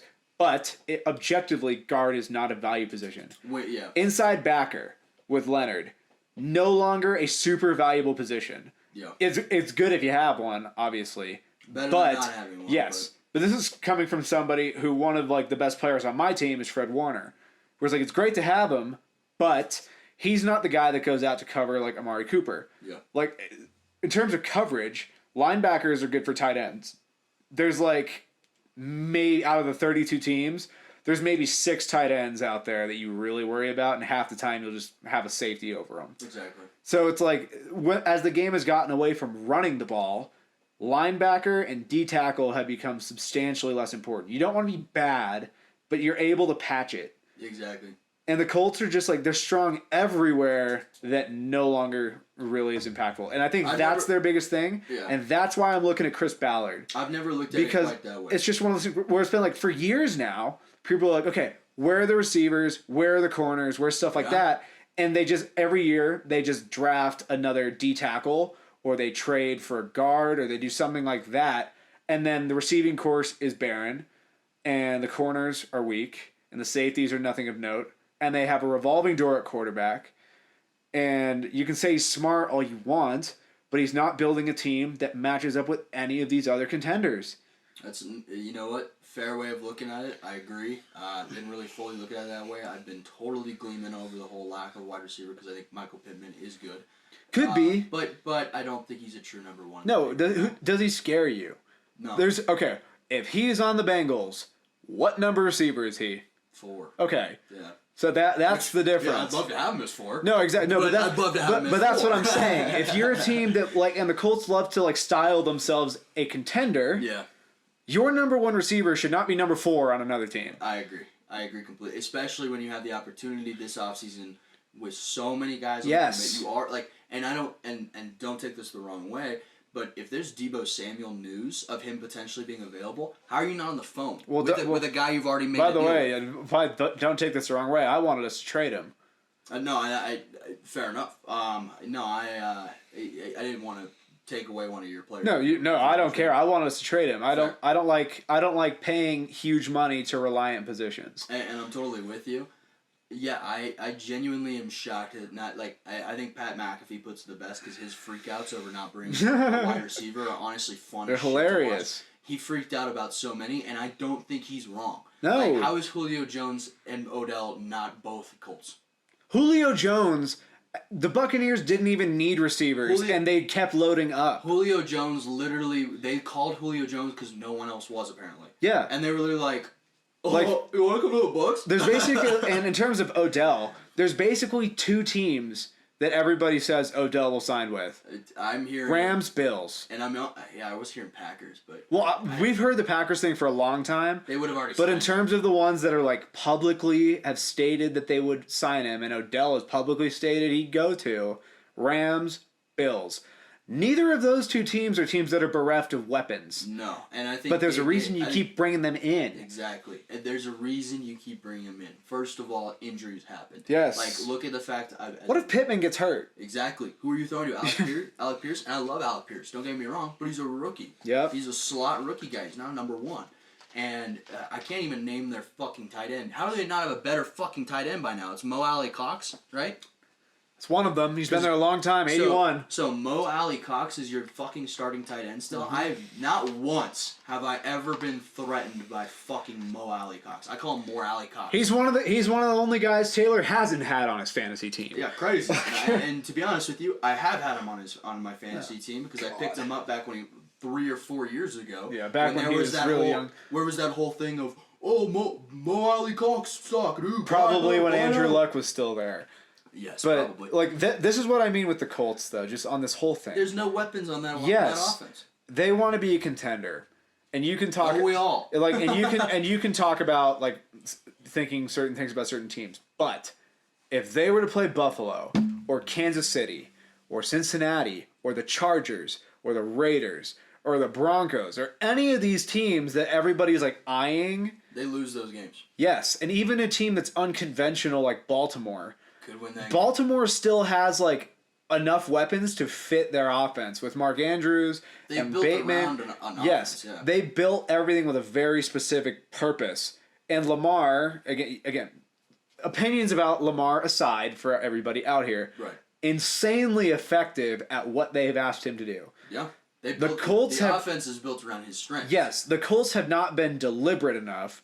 And they haven't committed to a plan or a direction. And the only things that have been constant are things that are now irrelevant.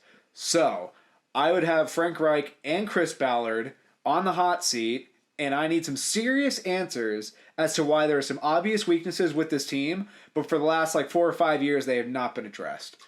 So that's my thing on the Colts. I think well said. I will end it with straight up of when you put it that way of 4 or 5 years of not addressing. I feel like for 10 to 15 years, that has been the mentality of the franchise. I mean, think about it during Peyton's days. They were, they had their guys. They wouldn't go out of their way to make a super team with one of the best quarterbacks in the league. Yep. You've got Andrew Luck, who is literally out of the league. Well, they refused to get an O-line. I think the Packers have done the same thing. Yeah, and Packers have done the same thing. It's not just the Colts. It's you're relying on elite talent to get you by and save your jobs, and that's not winning Super Bowls. Well, the only team you want to look at the teams that are constantly improving and stuff like that. For 20 years, New England. Nowadays, Kansas City, Buffalo, Chargers. All these teams, no matter if they've been good or not, they approach every single offseason like it's an arms race. Yep. It's okay, Kansas City lost Tyreek Hill. Okay, fine, whatever you want to say. They still brought in several other weapons. It's not like they just laid dormant when they lost Tyreek Hill. None of the guys they brought in are Tyreek Hill. Yep. But it's not like they said, okay, you only have Travis Kelce. Yep. You got Travis Kelce and other guys. They're not as fast, but they're serviceable guys. And they're trying to open up the offense more. Yes. We saw a lot more guys get involved for the first time in a long Yes. time. So even a team like Kansas City that made a bold move to trade away a guy, they still brought in other pieces. There was a plan. Yes. So these teams all approach the offseason with a very deliberate purpose. It's an arms race every single year. And those are the teams that are constantly contending and winning. And the Colts stand packed so often, and they just wait to sift through the remains of stuff instead of getting aggressive. Yeah.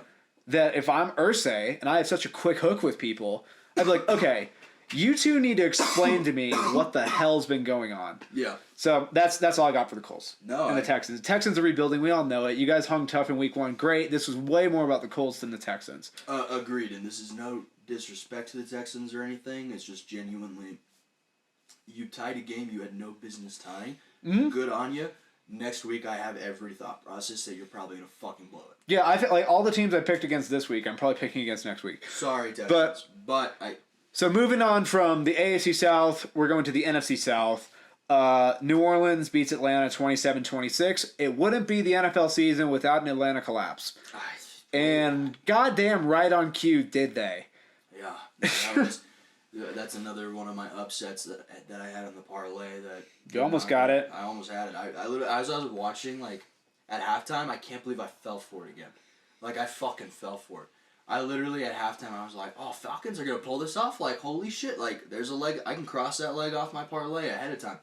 No, I couldn't. Yeah. Couldn't. I can't believe it with some of these franchises where it's is there something in the water there?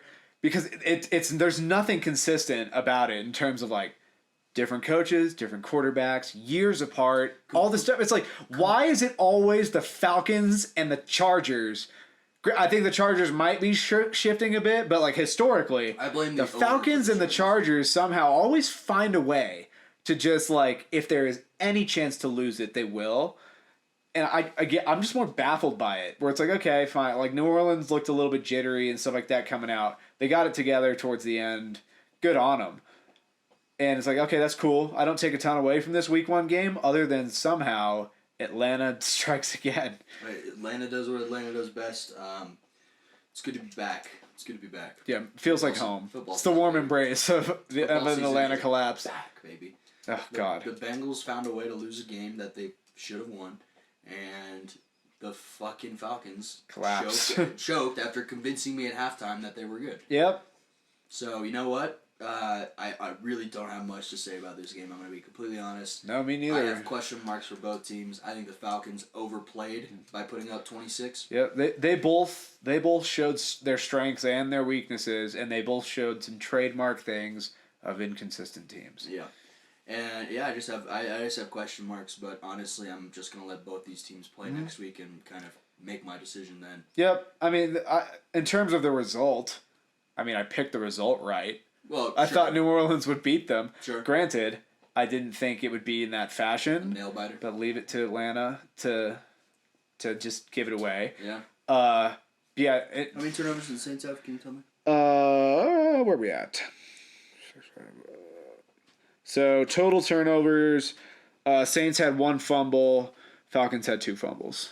Okay, so it's not even Jameis not putting them in a position to win that game.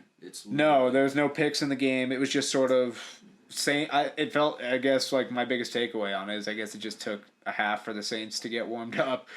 Sometimes that happens. That's really all I can take away from it is like the Saints turned into the Saints team that like I think can be good in the second half. Yeah. Yeah, I think, like I said, when we talked about the Saints, I think they're going to be inconsistent, but I think the Saints can hit a higher end. Sure. And I think they just hit a higher end than the Falcons. Yeah. I mean, the offense looked a little bit more fun to watch. Mike Thomas played pretty solidly. Yep. And then also Olave had a touchdown. Or he had a touchdown? Or did he have a two-point conversion? I think it was a 2-point conversion. I don't think he had a touchdown. All right, well then I take it back. He caught a ball in the end zone for some style of points. Yeah, no, you know what? I think that Olave was the right move of bringing in another wide receiver. I mean, that was kind of a thing that I think the Saints were having issues was I couldn't name a single one of their wide receivers who wasn't Mike Thomas. And now you're in a position where a couple of these guys are pretty solid. I mean, it's Jarvis Landry is a Saint now? Yep. So yeah, you got Jarvis Landry you're throwing to. Mike Thomas, if he's back. Mike Thomas is number 1. Jarvis is probably 2, but he probably plays in the slot more than Olave. Yeah, I think that's a solid receiving core. That's a pretty solid receiving and core. Kamara is not suspended. He played. Okay. So they have a full complement of weapons. Yeah, Jameis just has to take advantage of it. Exactly. Like I genuinely think that game comes down to the Falcons overplayed like their level, and then the Saints warmed up. The Falcons do what they always do, which is just come out of the gates raring to go, looking way better than they should. Yep. And everybody's like, oh shit. There they are. And then literally rise up, and then they all fall down. And the Falcons do what the Falcons do. Yeah. So it is genuine shame, and I'm not betting on the Falcons upset next week. Never would. Moving on from that one, because that one's just sort of a crazy one. Yeah, not much other than what happened. On to your division rival this year. Baltimore smashes the Jets 24-9. Because of the state of the Jets, not a ton to say here, really, other than Baltimore did what they were supposed to. Exactly. That's really the only takeaway to like, at least for me, is Baltimore is able to smash bad teams. Fine. Sure. It's exactly what we thought. They showed it, so there's no negatives towards Baltimore for it. It's cool. It's more of Jets doing Jets shit. And granted, I know there's injuries, and you're playing Joe Flacco and everything. Like Zach Wilson was too busy at your mom's house to show up for this game. Apparently. It's a. There's not much to say. As much as I'd love to point out a flaw of the Ravens, I mean, they did fine. Mm-hmm. They did what they were, like you put it. They did what they were supposed to do. Yep. They were supposed to crush the team. Guys stayed healthy. I think there was only one injury for the Ravens or something like that. So genuinely. Good on you, Ravens. Looking forward to Week 5. Hopefully you guys suck this year, and Week 5 is not as heavy as I expected. I was about to say, I'm going to look through the Ravens here and see what they have for in between. Sure. Ravens have a little bit of a tougher schedule than you guys leading up to Week 5. They got Miami next week. Okay. I think they win. They win. But again, Miami's I think they're going to be that volatile team this year that every once in a while they'll sneak an upset. I don't predict Baltimore as the team they do it against. Yeah. Pats, I think they take that. Yeah. So that's 3-0. Then right before you guys, they got Buffalo. I think they'll be. I agree. I think they'll be coming off a loss heading into you guys and wanting to win. Which I was about to say that could either be great because Buffalo might put out a quote unquote blueprint of okay, here's how you play Baltimore. Yeah. Either they do that or Baltimore comes in extremely pissed off. Yeah. Or with the nuts of a fucking 12-foot tall fucking basketball player. Yeah, something like that. They beat Buffalo. Yeah, exactly. It's genuinely there are two ways either way Week 5 is going to be a battle, and it's either going to be because we're taking down the Goliath who just fucking beat Josh Allen, which I don't think happens. No. Or we're fighting a team that has a lot to prove next week against a division real rival upset. And is real upset. And so I think it's very likely that we go into Week 5 3-1. Both of us go 3-1. Well, the good news is Ravens Bengals is Sunday Night Football. Oh, the world gets to watch. Let's fucking go. Yeah, but Baltimore. My biggest takeaway from this is Baltimore is fine. They again, everything they were supposed to be. They had Lamar threw one interception at like the very end of the game. He fucking sucks. Exactly. But they also picked off Joe Flacco and forced a fumble, and they beat the Ravens or the Jets in every category. So Baltimore did what they're supposed to do. Good on them. I'll judge further on them as they face more teams. As of right now, it's just sort of like they checked all the boxes that they were supposed to for week 1. I agree. So, and I'm interested to see what the Jets can do when Zach Wilson comes back. But I don't think it's anything special. No. Now on to what I thought was probably the most interesting game of all of week 1. Jacksonville at Washington. Oh, yeah. A real barn burner there. Absolutely. That one was wild. God, that was the game when I was going through the games I could watch. I was like, please don't let this be an option. Yeah. Because that happens sometimes where you just like, you only have a couple games you can actually watch. I was like, oh God, please don't let Jacksonville and Washington be on here. Yeah, I am luckily a Sunday ticket guy, so usually I have Red Zone on when my team's not playing. Yeah. So that I'm constantly just seeing the highlights of what's going on while I can keep track of my fantasy team. I can play video games on the side if I really want to. Yeah. I can keep myself occupied because ADHD. I can't just sit down sometimes. Yeah, that was one of those games where I tuned in every now and then with Red Zone, and I was just like, question marks every time I saw it. It's like, okay. Yeah, but in the end, Washington wins 28-22. They won it pretty much at the very end. I think these are two bad teams that battled it out. You know what? I will take it a step above. I think these are two middle tier teams. I genuinely, I'm gonna be that guy. I will be that guy on the show. I'm going to have some faith in Jacksonville to show some serious improvement this year. Not anything crazy. No, I agree they're improved, but I still don't think they're good because I think they spent a lot of money this offseason and almost none of it was worth spending. And that's totally fair, and I agree with you. I'm still not huge on some of the guys they brought in. However, I'm giving it, like, now that the season's here, fuck it. Like, yep. I like T-Law. Want to see him do well. I give him like a 7-win team. 7-win season. I won't go 7. I think that they hit somewhere closer to 5. Because I think 7 is... I don't know. I think 7's too close to 500. And for all the problems the Colts have, I think they'll split with Jacksonville because for some goddamn reason, the fortress that is Jacksonville, Florida is not good for the Colts. Baby. Yeah, I think that... I'll choose to believe that they're going to beat the Texans. But I think the Titans sweep them. Listen, you can say we can say that the Giants beat the Titans, yada yada yada. I don't know. In general, though, I don't think a ton of teams are gonna go in and like do stuff to the Titans. I don't think the Titans look bad. Okay, let me put it this way. I don't think the Jags have the necessary pieces to match up to Tennessee. Because I think Tennessee is just going to be like, we're just going to bully you, and I don't think Jacksonville is anyone that can stop being bullied. Sure. So I think that's the biggest thing. You have to be able to you have to have a very certain, like, specific mindset to take on Tennessee. I don't think Jacksonville has it. I think Jacksonville has a chance to maybe split. I think, I want to give a quick shout out to Trayvon Walker, right? That's what I'm thinking of. Yeah, looked great. Honestly, like, I don't know if he's still the first overall pick if you go back and do that, like, genuinely. Thank you for bringing him up. Finish this, but I have a point about him. He played very well for his debut. Kind of a little bit of a game wrecker. We'll have to see if that's something he's able to keep up.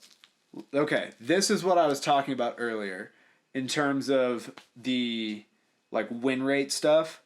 For the game, Trayvon Walker really only, like, won off blocks and stuff like that on 2 plays. And it was the 2 plays that, like, made him look like a game wrecker. Really? Yes. Okay. But for the rest of the game, he basically didn't win.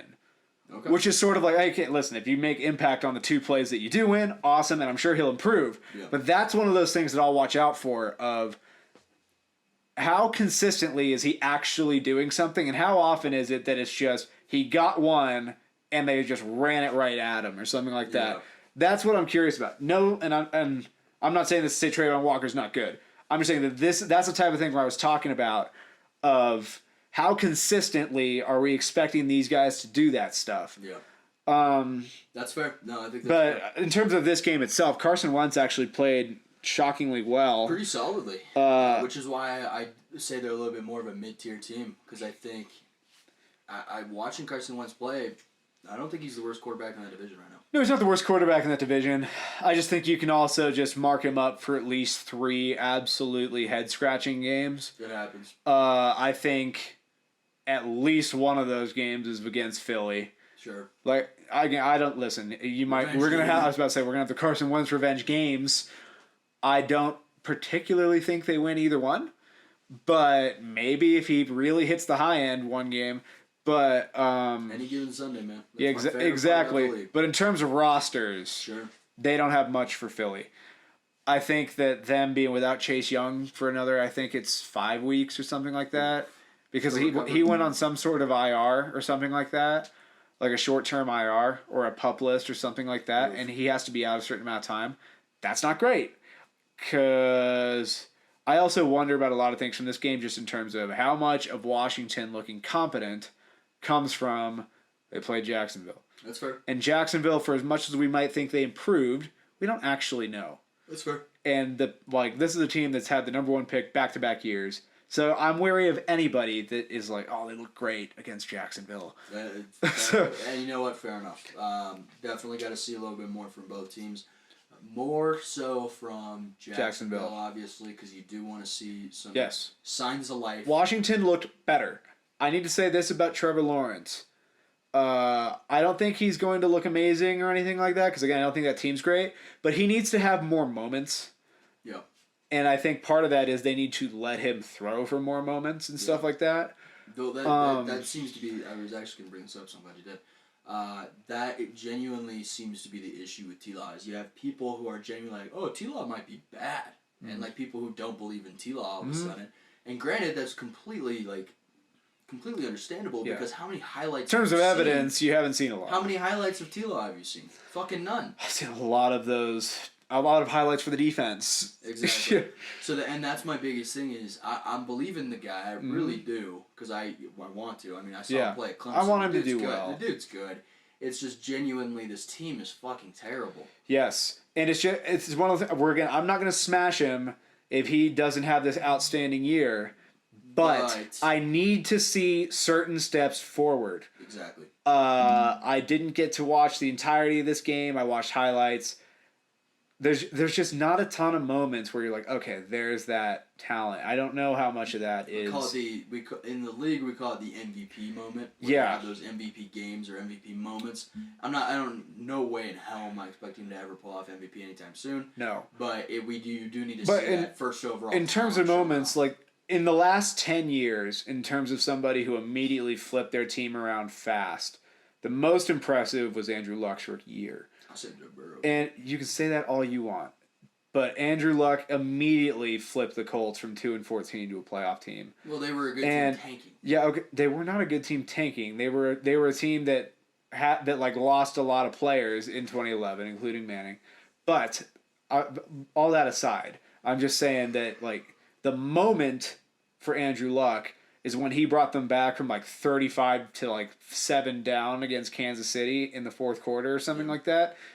Those are games and moments that even if you don't do it every week, it really reaffirms to people, okay, it's in there. Yeah, and that right there is why when I was talking about Burrow, even after 4 interceptions, you still got that. Yeah, but you still have the trust and faith. And I also bring up Andrew Luck because that's the level of prospect Lawrence has been put in that category with. That's fair. And even when Andrew Luck or Peyton Manning would have setting the record for interceptions or a lot of these boneheaded plays, it usually came from them testing the limits of what they can do and having to figure out how far you can push NFL defenses compared to college defenses. Sure. And it was just the learning curve stuff of they've been able to do this stuff their entire life. Now they're running into athletes that they can't do it against. It hasn't been exactly like that in Jacksonville. It's been a lot of okay, he just looks like he's being overwhelmed. And there's a lot of reasons, but I still expect somebody that was that highly touted to flash more. Yeah. I'm not writing off Trevor Lawrence. I'm simply saying that that's something that is reasonable to expect in year 2. That he takes some steps, and again, week 1, no big deal. He kept him in the game. But you expect He kept him in the game. Yes, but I'm hoping that he shows some more signs of life. I agree.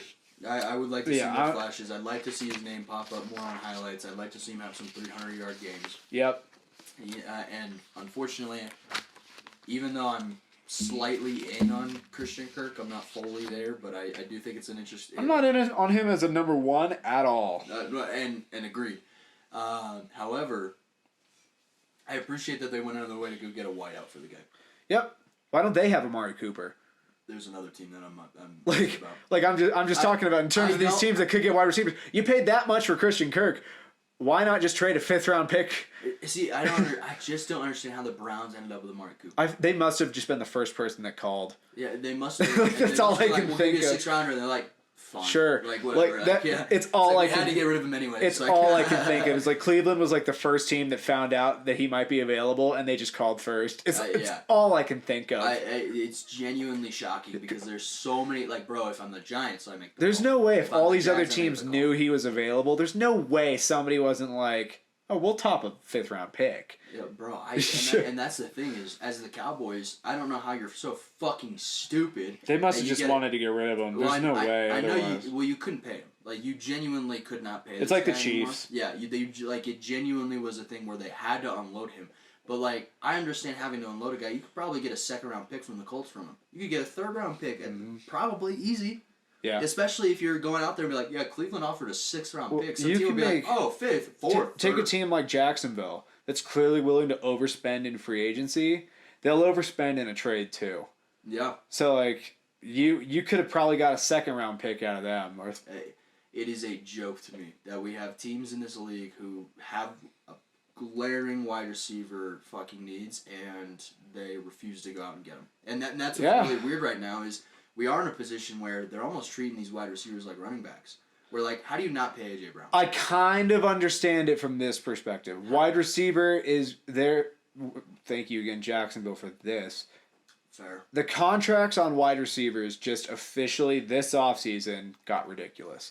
And with the way that the NFL is now, with the rules and the way college football works, they put out 10 receivers a year that you can just plug in. They might not be the number one receiver in the league, but you can basically pluck any receiver out of like the top college ranks and you have a good receiver. And so I think that is why you could look at it from that perspective, especially some of these guys. Like this is why I thought about trading Debo wasn't the worst thing for us. Is it's like, okay, a lot of the ways that like we get people to football, it's very scheme dependent. It's like anybody could get open on those things. Will they run people over like Debo? Probably not. But they might be faster. They might be a better traditional receiver, something like that. I don't know. But there's like a lot of receivers, their skill sets are pretty interchangeable other than like the top 5 to 10 guys. Totally fair. When I talk about paying wide receivers, I'm talking about A.J. Brown specifically.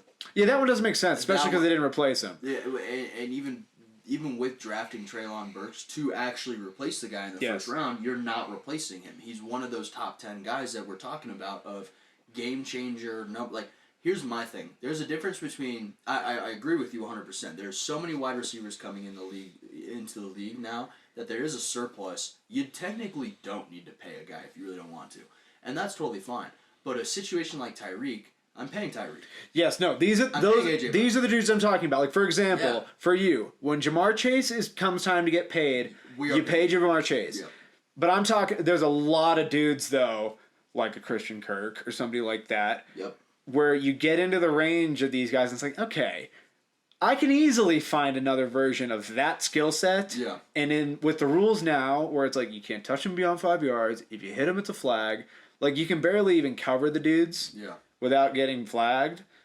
It's easier than ever to interchange skill positions on offense. So I don't mind when GMs are like, okay, we're going to be a little more picky about which of these guys we pay. Sure. Especially when we have to pay a quarterback $250 million. Yes. At least. 100%. So I think that that's totally fair, especially when they're paying these guys. Like, okay, we're going to be a little more particular about which of the rest of these guys we can pay.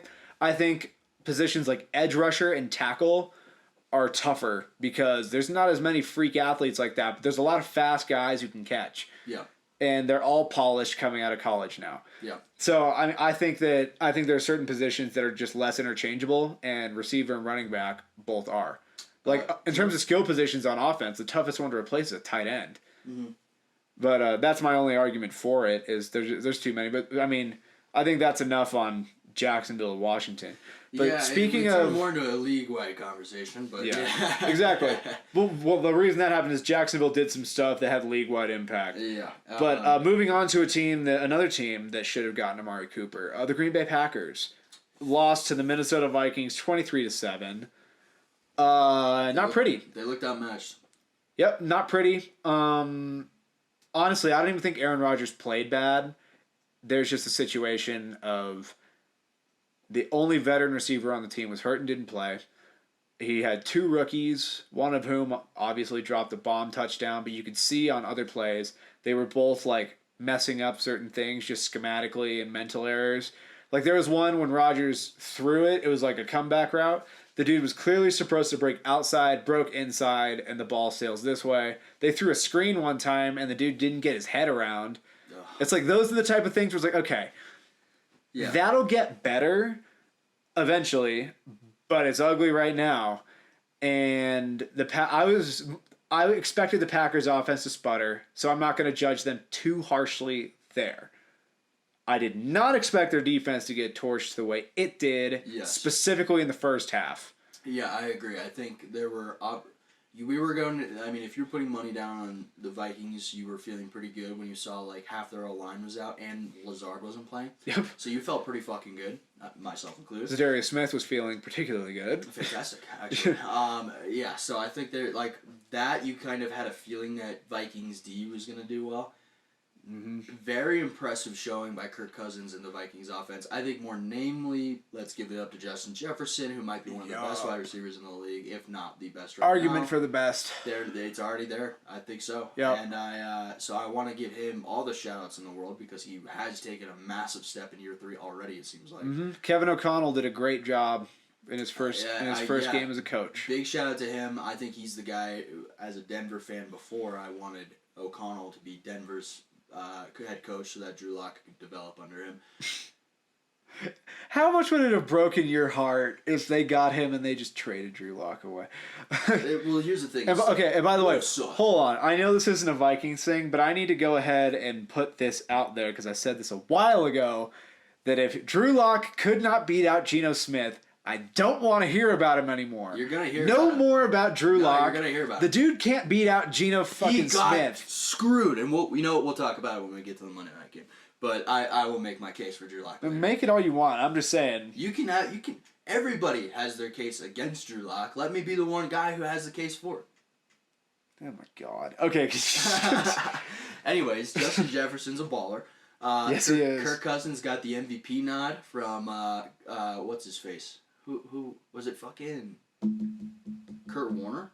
I don't know. One of the NFL analysts straight up said that he has his MVP favorite is Kirk Cousins.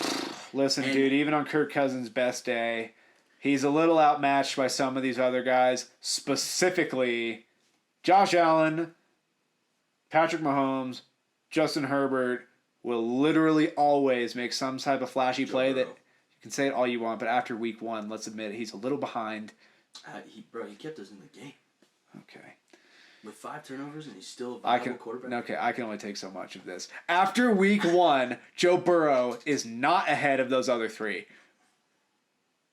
I disagree. Disagree all you want. You're wrong. I'm right. But no, yeah, picking Kirk Cousins is a little ridiculous. I do think the Vikings are going to be good. I think Kirk Cousins has a good year. I think Kirk Cousins probably is a Pro Bowler this year. Yeah. Not an MVP, but I do believe he gets another Pro Bowl. I think they get to the playoffs. I mean, we can see how they develop. I'm not going to pick them or anything in playoff games or something like that until I see them closer to that time. But I think they are a playoff team. The one thing about the Packers defense that sort of boggled my mind is if you were going to pick somebody to not let beat you on the Vikings, I think it is entirely reasonable to say that would be Justin Jefferson. Some people will say Dalvin Cook or something like that. That's fine. But running backs are a little bit easier in terms of the run game is largely math. Wide receivers, you have to really scheme it up. And for some reason, they just did nothing. I mean, if I'm the Packers, I know a lot of people don't seem to do this now. The Rams don't do it either. But I think a really good strategy. I think there's two good strategies to attack offenses when you have an elite corner. You either put that guy on the number one receiver and just say work. Yeah.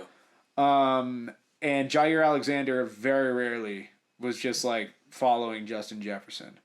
I think they need to strongly consider that next time they play them. The other thing that I really like, and this is something the Patriots did a lot when they were shutting people down, and the Jets would do it sometimes too when they had Revis, is they would put him on the second guy and double the first all game. So you'd be like, we're going to double Jefferson and try to make you look away. And when you look away to that number 2, you got to deal with our best corner. Not a bad call. I think that is another way to maybe deal with this. You throw Jair on one-on-one on Thielen and then have the other corner. And I'd probably just say, fuck it, Harrison Smith, stay over the... Not Harrison Smith. Adrian Amos. Maybe Darnell Savage. But I think Amos is a better tackler if Jefferson catches it. You stay over Thielen with Eric Stokes. Yeah. Like they need to do something that is less like zone oriented against the Vikings because they keep finding these openings in the zone with Justin Jefferson. You need to just find a way to man him up. And I personally, the way I would do it, I would have Eric Stokes go on him, keep a safety over him, tell him to play aggressive, and I'll put Jair on Adam Thielen and say lock him down.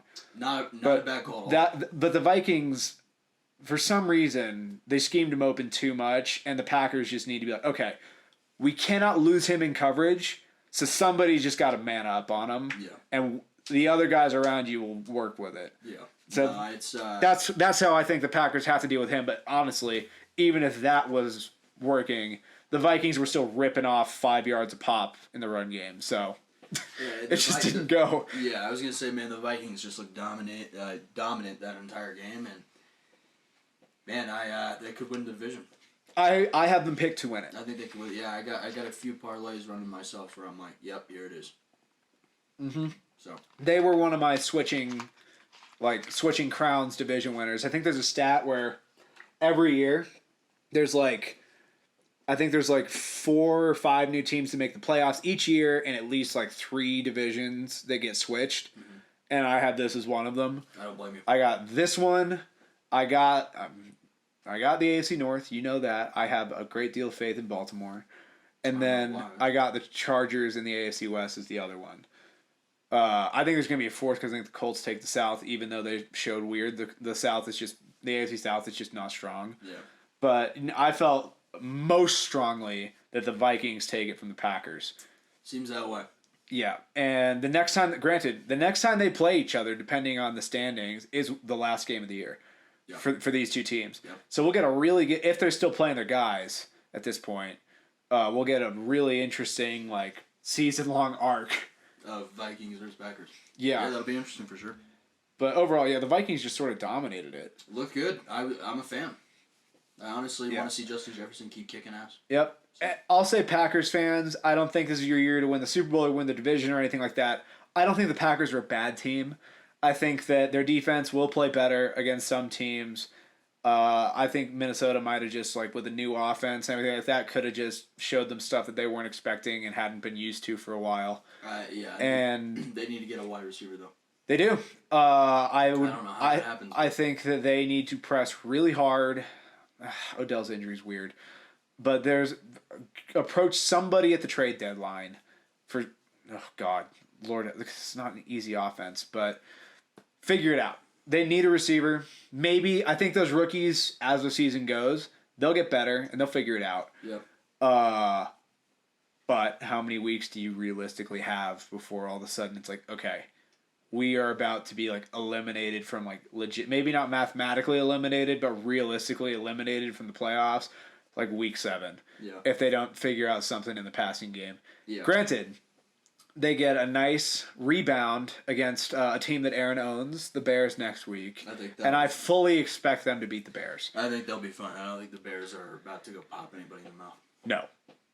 Yeah, so I think the Packers will end up 1-1 after next week, but this was sort of a barometer game for the Vikings and the Packers, and the Vikings passed the test, and the Packers showed some real glaring flaws. Yeah. Now on to my biggest upset of the week. Fucking Giants 21, Titans 20. What a game. What a game. What a game. It didn't help the Titans that Derrick Henry went out early. Yeah. I mean, you could argue that alone probably ended it for them for that day because they are very reliant this year on being a power team after trading away A.J. Brown, and Saquon Barkley just went crazy. Good to see Saquon play the way that he did. I'm not convinced he's back just yet. I mean, granted, great plays. I'm convinced as an athlete, he's back. I'm not convinced that he'll have that type of week every week because now everyone's just going to be like, it's the only thing to stop guys. Yeah, no, Kadarius Toney did not play great. He's hurt again. And he's hurt again, so I didn't even know that. But I genuinely, I'm not convinced that he's. I'm going back to Saquon. No, you're good. I'm not convinced that he's back just yet because I'm worried of injury. Mm-hmm. So it's less of. I'm convinced of his talent and his athleticism 110%. I don't know how long we're going to see that this year. Saquon, come to San Fran. We got you, buddy. You'll love our run game. I mean, honestly, if I'm the Giants and the season's going terribly and Saquon's having a hell of a year, trade him. This is how I feel about the Bears also, where I'm like, if I'm the Bears and Roquan Smith wants a trade, I might just give it to him because you're just completely like, this is a team that is bereft of cap space and bereft of assets. I would go ahead. I'd be like, you know what, dude? We can get a lot for him, and we're in the midst of a rebuild. We're gonna let him walk. Get something for you, exactly. You're gonna let him fucking walk next year? No. Yeah, but I now Saquon has not requested a trade from the Giants. But if I'm the Giants, I'd be like, okay, the years seem maybe they're better than we think or something like that. But it's possible that they're not. Convincing win, Giants. I will say. Yeah, but now I think I really like Saquon Barkley came into the season pretty angry from what I can tell. Like he's been talking like everybody thinks I'm completely gone. Check this shit out. Fair. So you talked about Baker with a chip on his shoulder. Saquon's got a chip on his shoulder too, and he looked like it. Yes, sir. And I think as an athlete he's back. I think last year he was showing that he was still figuring out the knee injury and coming back from it and getting his footing. He looks fast. He looks strong. He looks like Saquon Barkley. He had receiving yards, rushing yards, all that stuff. All we can do is hope. Like, I'm not wishing this on the guy. I want him to be all the way back. I just need. It's the same thing with C-Mac. I'm very iffy on C-Mac. I'm more nervous about him than Saquon. And totally fair. Totally fair. He's got bones made of glass, it seems like, when it comes to C-Mac. Yeah. But yeah, it's when I look at both of these guys, I'm like, yeah, you know what? You played great, but how long are we going to see you this season? I'd love to see it for the entire season because as a football fan, it's fun to watch. Yes, he is. But yeah, genuinely, like, as a realist, I have to sit here and be like, when are you going to get hurt, you buddy? Like, what is it going to happen? And that's why I didn't draft Saquon in any of my fucking leagues. I thought about getting him as my second back, but I ended up getting someone else. Not a bad call for sure. Have him be your second back and not your reliant first back. Not bad. Well, unfortunately for me, my first back was Derrick Henry. He got hurt. Well, my first back is who's my first back? I can't fucking tell you. Well, I have Antonio Gibson as one of my backs because his teammate got shot, so it worked out really well that. Not the getting shot part, and I don't want to say I'm stoked about it. Like I'm really glad that he's okay, and I would never ever advocate for the injury, football or non, for a player for fantasy purposes. So let me at least get that down. But the only reason Antonio Gibson was even effective on my fantasy roster is because of a bizarre situation that doesn't happen every day in the league. Yep. And my other running back, I think I got Aaron Jones. That's not bad. He had a lot of receiving yards this week. It's not terrible, but it's very clearly they've moved to A.J. Dillon as their power back. Well, he's never been their power back. Well, no, he's never been their power back, but when it comes to goal-to-go situations, it was Aaron Jones just like Aaron Jones will get, yep. And now you got A.J. Dillon, who is on the bench on my other fantasy team, which I've been stoked about, is like, now you got a guy who's just Vulture City, baby. Yep. But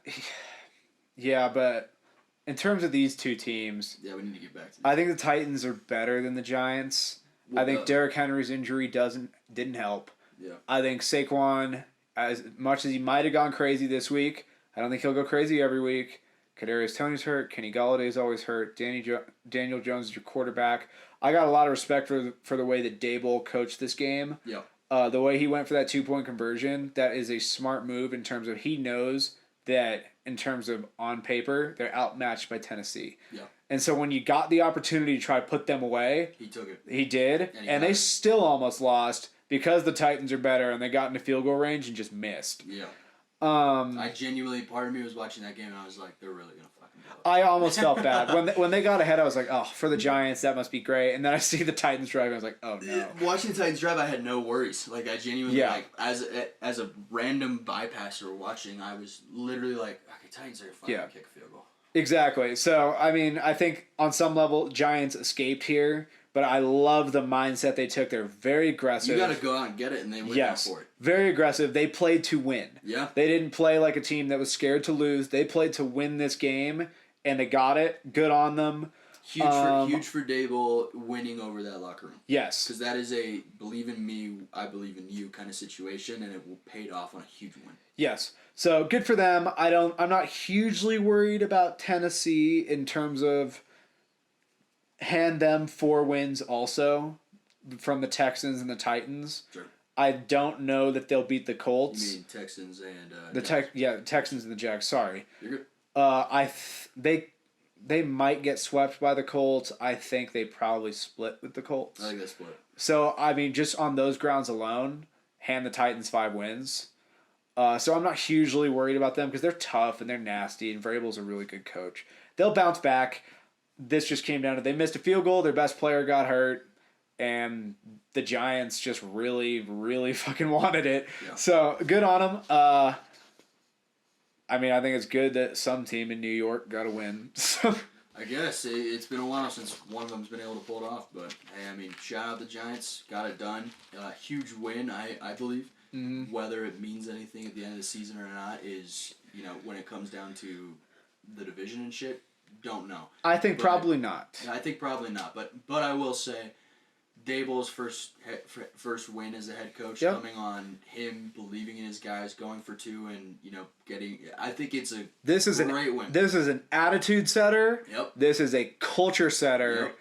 And that is what the first year of most head coaches is about. Absolutely. It is about what is the attitude and the new DNA of this team. And the new DNA of this team is we are not scared to lose to you. Yep. And we are like, we will come in, we will hang with you, and we'll see what's up. Absolutely. So, good on the Giants. Not going to be a great team or anything like that, but a win like that does make you think. I don't know that they'll be like the Lions in terms of they're close in a lot of games, but there's going to be a couple games that they're going to hang around in where they probably have no business hanging around. Yeah. So, good on them. I'd love to see it. Moving on to the game this week that I was really the most fascinated in, because I think of all the Week 1 games, this one was the most important. And that is Raiders-Chargers. Because the AFC West we're coming into this year like it's going to be the toughest division to win. It's going to has 4 playoff teams or potential playoff teams in it. And they got to deal with each other Week 1. Rematch of a crazy game last year. And like in some divisions, like we talked about the AFC South, they all lost and 2 of them tied. So they're doing great. Right. This division's very different. 2 wins, 2 losses. Yep. And you don't want to be the team that lost the division game in Week 1. Yeah, the So Broncos are in a much better spot than the Raiders are now. Yes. So, yeah, the Raiders 19, Chargers 24. And really, the Chargers played a lot better than the Raiders, but the Raiders' defense just sort of got feisty in the second half. Mm-hmm. This game sort of reaffirmed a lot of what I thought about the Raiders and the Chargers, and that the Chargers are wildly talented. Yeah. And the Raiders' weaknesses showed up. That secondary got torched by Justin Herbert. Now, that'll happen to a lot of secondaries. Yes. But the really telling one that I talked about all year as to why I cannot pick the Raiders and why I have them finishing 4th is that O-line. Yep. The Raiders allowed 6 sacks. 3 of them from Khalil Mack. Yeah. Which, revenge game. Yeah. Khalil Mack got 3 sacks against the Raiders. They gave up 6 total. Yeah. That will not work. Never. So it really does. This is why I said the Raiders are super talented in a lot of places, but they're one offseason away from genuinely being there. And that right there is the entire reason. O-line, secondary. Chargers took advantage of both because they got a strong rush, strong quarterback, strong receivers. They're the anti-Colts, basically. Yeah, pretty much. So that's this game was another. I take a lot from this Week 1 game because it was all things that I thought could be things with this team, and the Chargers just showed up and won it. Now, the Chargers and the Chiefs are Thursday night. That's hugely important because those are the two teams most people think will be like the top one. Yeah. So we'll see. But the Raiders... Shout out the Chargers for starting their season off with 2 division games. That's fucking insane. Brutal. That's brutal as shit, but if you come out of those winners of both... Yeah. Imagine if they came... Like, if the Chargers lost this game, that week 2 game against Kansas City even more loaded with pressure. Exactly. And you know what? Chargers don't do well with pressure. No. No. So seeing the Chargers kind of go in, being able to kind of Cali kick it a little bit, be a little bit more, free flowing, like let Herbert do his thing, kind of thing.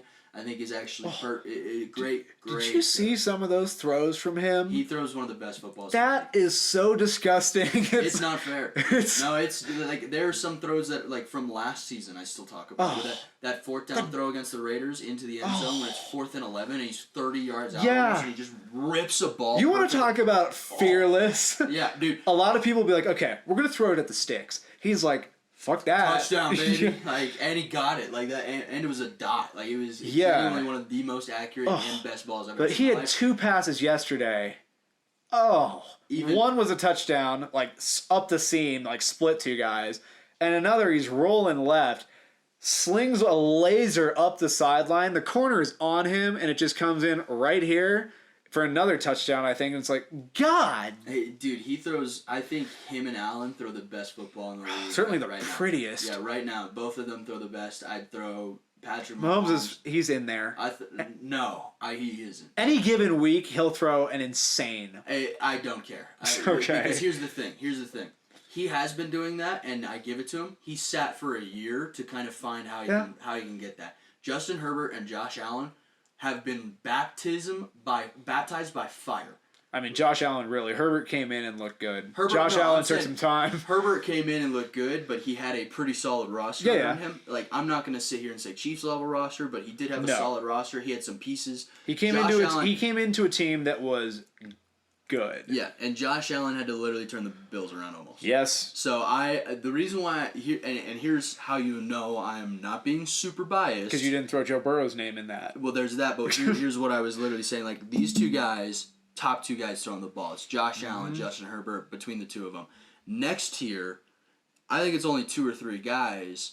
I put Joe Burrow in. You have to have Mahomes in that. I was about to say, Mahomes. I was about to say that if I really want to say you're objective, you have to put Mahomes in at least as second. And this is the thing. He's too crazy not to. These 2 guys, when I'm talking about Josh Allen and Justin Herbert, completely. I wouldn't say they're leagues above these other 2 guys that I'm bringing in when it comes to throwing the ball. It's just something about Josh Allen and Justin Herbert that's completely different than when watching Mahomes. I think the difference is the way they throw it off platform and moving, where it's like, God damn, how did you throw a 50-yard laser falling backwards? Like this, I think that's the biggest difference. Yeah. I think the guys in that next tier, and this is like pretty close tier. This is not a huge drop, but it's like Mahomes, Rodgers. Oh, yeah, excuse me. I don't mean to exclude Rodgers in that. No, you said there's like 3 guys in that tier. There's like 2 to 3 guys I couldn't name them. Yeah, and I would say I'll give you Burrow. Sure, why not? There's nobody that immediately jumps out that would be over him. But I think that he would. This isn't disrespect to Tom Brady, but like. No, Tom Brady. He's just older now. Yeah, it's just we're not. Still throws a great ball. He's still probably more accurate than all of them. I think we're all tired of talking about Tom Brady as one of the top guys in the league. Like, he's there. Yes. Like, he's there. And in terms of accuracy, he probably beats all of them still. Oh, 100%. But comes to reading his own defense. Yeah, it's not even close. Yeah. But I would say, you can give it Mahomes, Allen, and then you got Herbert, Allen, and then you got Mahomes, Rodgers, Burrow, and then you can keep going from there. But onto this game, the thing that concerned me most, again, the Chargers really didn't concern me at all. They checked all the boxes. Yeah. The Raiders, I understand you were having a tough time with the line. I understand you're having a tough time in the secondary. Those units are just weak.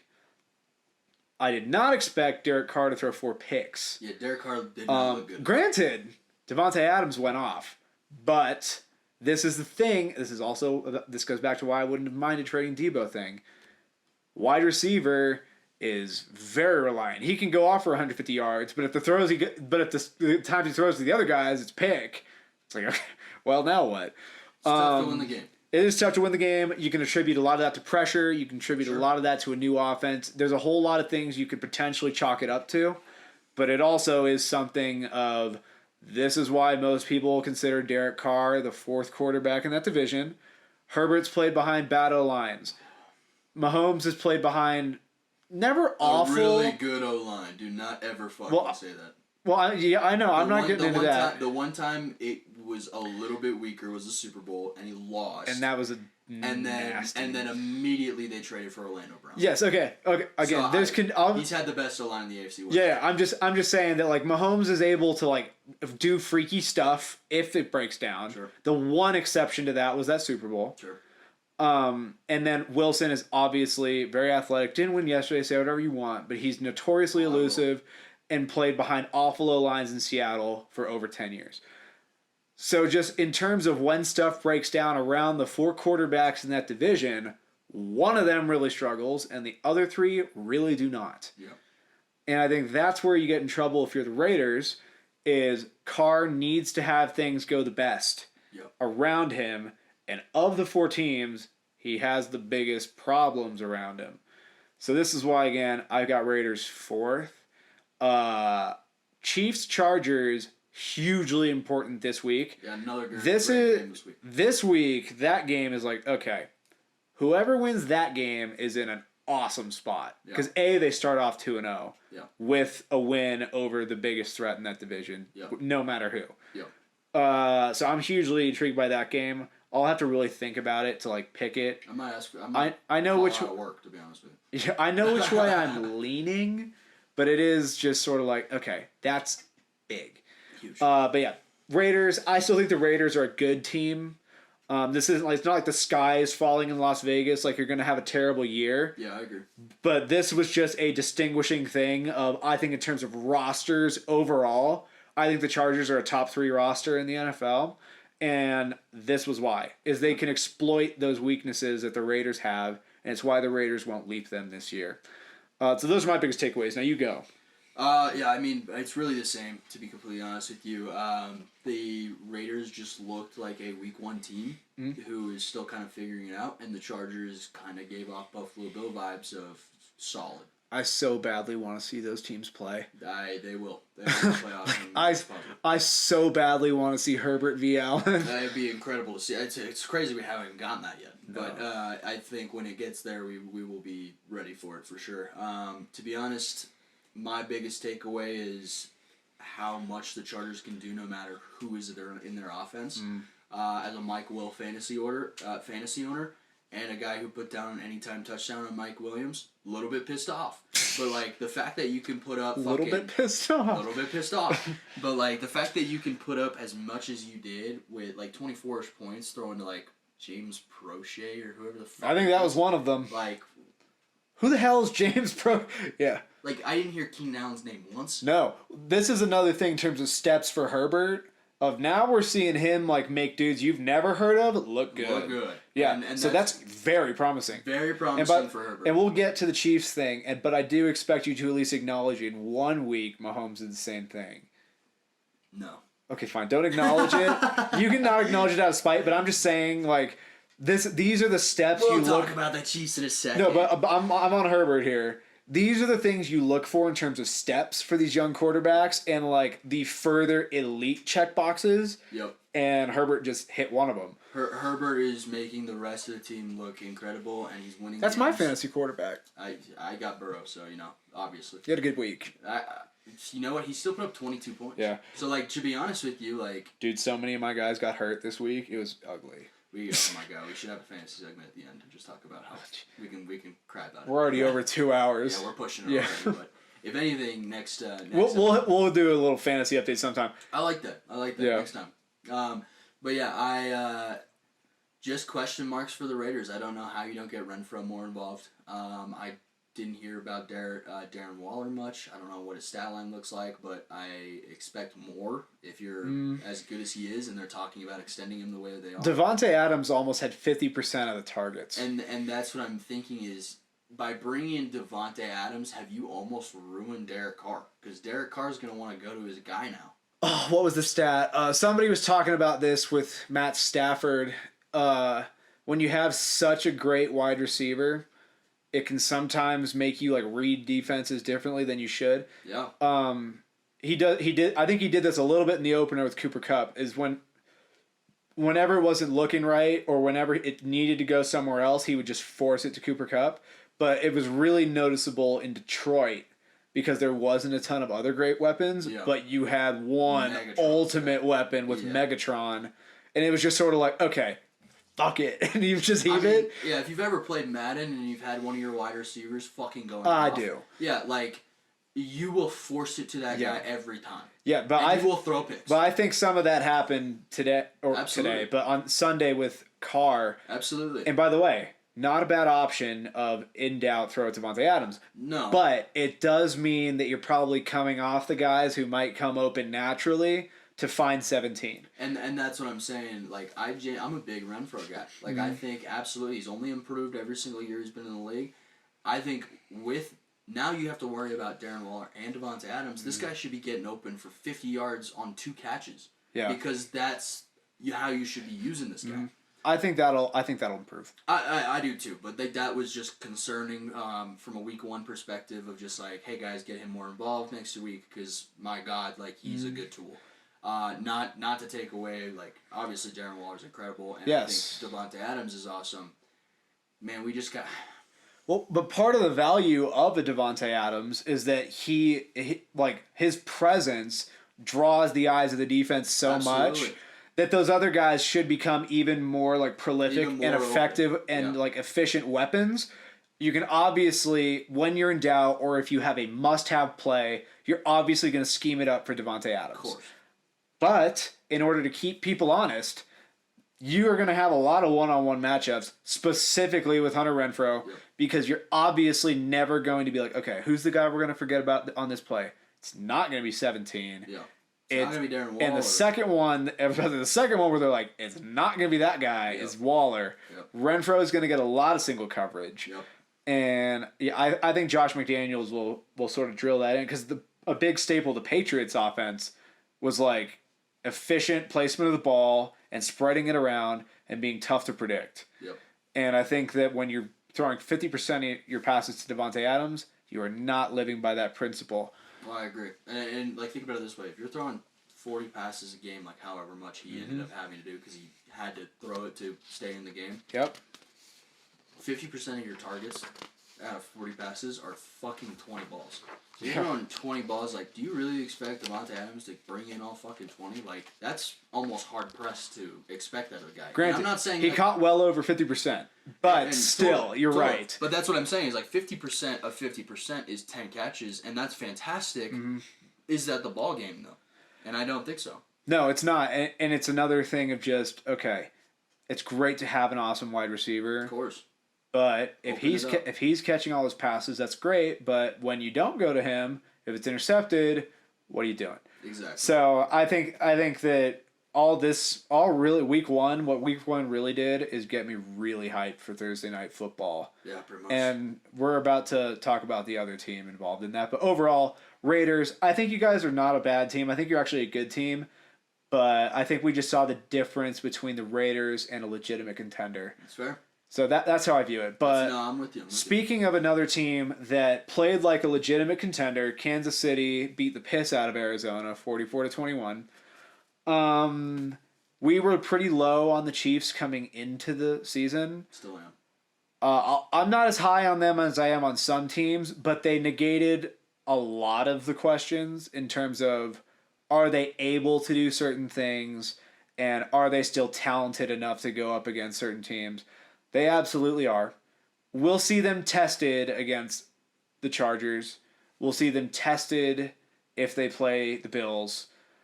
But much like Baltimore did, they did everything that they were supposed to in terms of they played an inferior opponent and absolutely thrashed them. Yeah. The Cardinals did not have a chance in hell in that game. It didn't seem that way. Yeah, I mean, like Everybody showed out for the Chiefs, and nobody showed out for the Cardinals. Yeah. And it's not. And it's like, listen here. Nobody going into this game was like, okay, I'd take Kyler over Mahomes and Kingsbury over Andy Reid. Nobody was thinking anything like that. No. The Chiefs were expected to win. I think people expected the Cardinals to show some fight, but Kansas City immediately just walked in there and said, "Oh yeah, our house." Yeah. They were like, "Yeah, check this shit out." Yeah. And they absolutely smashed. This is what happens when your quarterback them. doesn't play COD.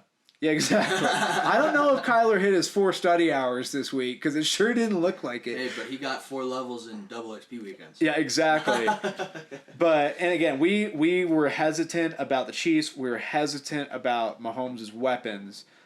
I'll go ahead and take the bullet here in terms of talking positive about Patrick Mahomes because I wouldn't want you to like have an aneurysm over there. Thank you, I appreciate that. But he legitimately looked awesome.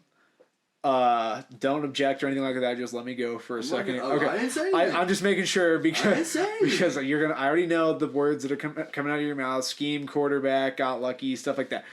But listen, he's in that scheme. He's on that team. Doesn't make him any less of a quarterback. I'm sorry. 5 touchdowns, no picks. I don't believe he had any picks. No. Yep, 5 touchdowns, no picks. Distributed the ball evenly. Travis Kelce went off. They ran it well. They threw it well. They defended well. Again, they checked all the boxes of an inferior opponent in week 1. You can't come out of this week feeling worse about the Chiefs than you did going into the year with. You can absolutely have your reservations about them if they had played Buffalo this week or if they'd played the Chargers this week or something like that. But really, outside of those 2 teams, nobody looked better. No, they looked like Alabama playing a team that they pay to bring in. Exactly. Which is what you're supposed to be So, they do come with the caveat of Arizona is a team that it has some pretty obvious holes. But it's sort of like Baltimore when they played the Jets. They just left no doubt that they can smash bad teams. And that is a hallmark sign of good teams. Of course. So again, I'm sure you'll pose all the questions about Kansas City and all the negatives and stuff like that. But I'm going to just point out they did exactly what they were supposed to do and then some in terms of the fashion in which they smashed this team on the road. Sure, system quarterback. I mean, I expect them to do exactly what the system enables them to do. Yeah, okay. But listen, Kansas City coming out of this week looked to me like, I'll say they looked like the 3rd best team because I think the Chargers played a stiffer opponent.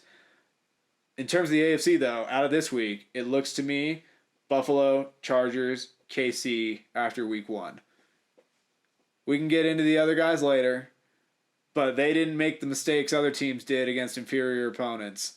So I'll give them credit where credit's due, and this gives me no pleasure. I don't like the Chiefs, but they didn't struggle in the way a lot of people thought they would.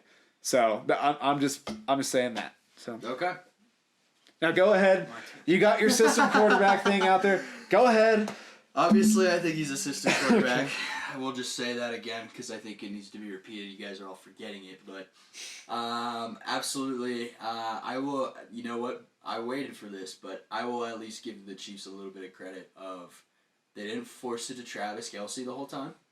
You saw Clyde Edwards-Helaire, who has done nothing for his time in the league, become a very key part of that takes a lot for him to say. He went to LSU. And it's more of like that's the worst part is like I wanted him to do well. I didn't think he was a super great running back coming out of college, to be completely honest.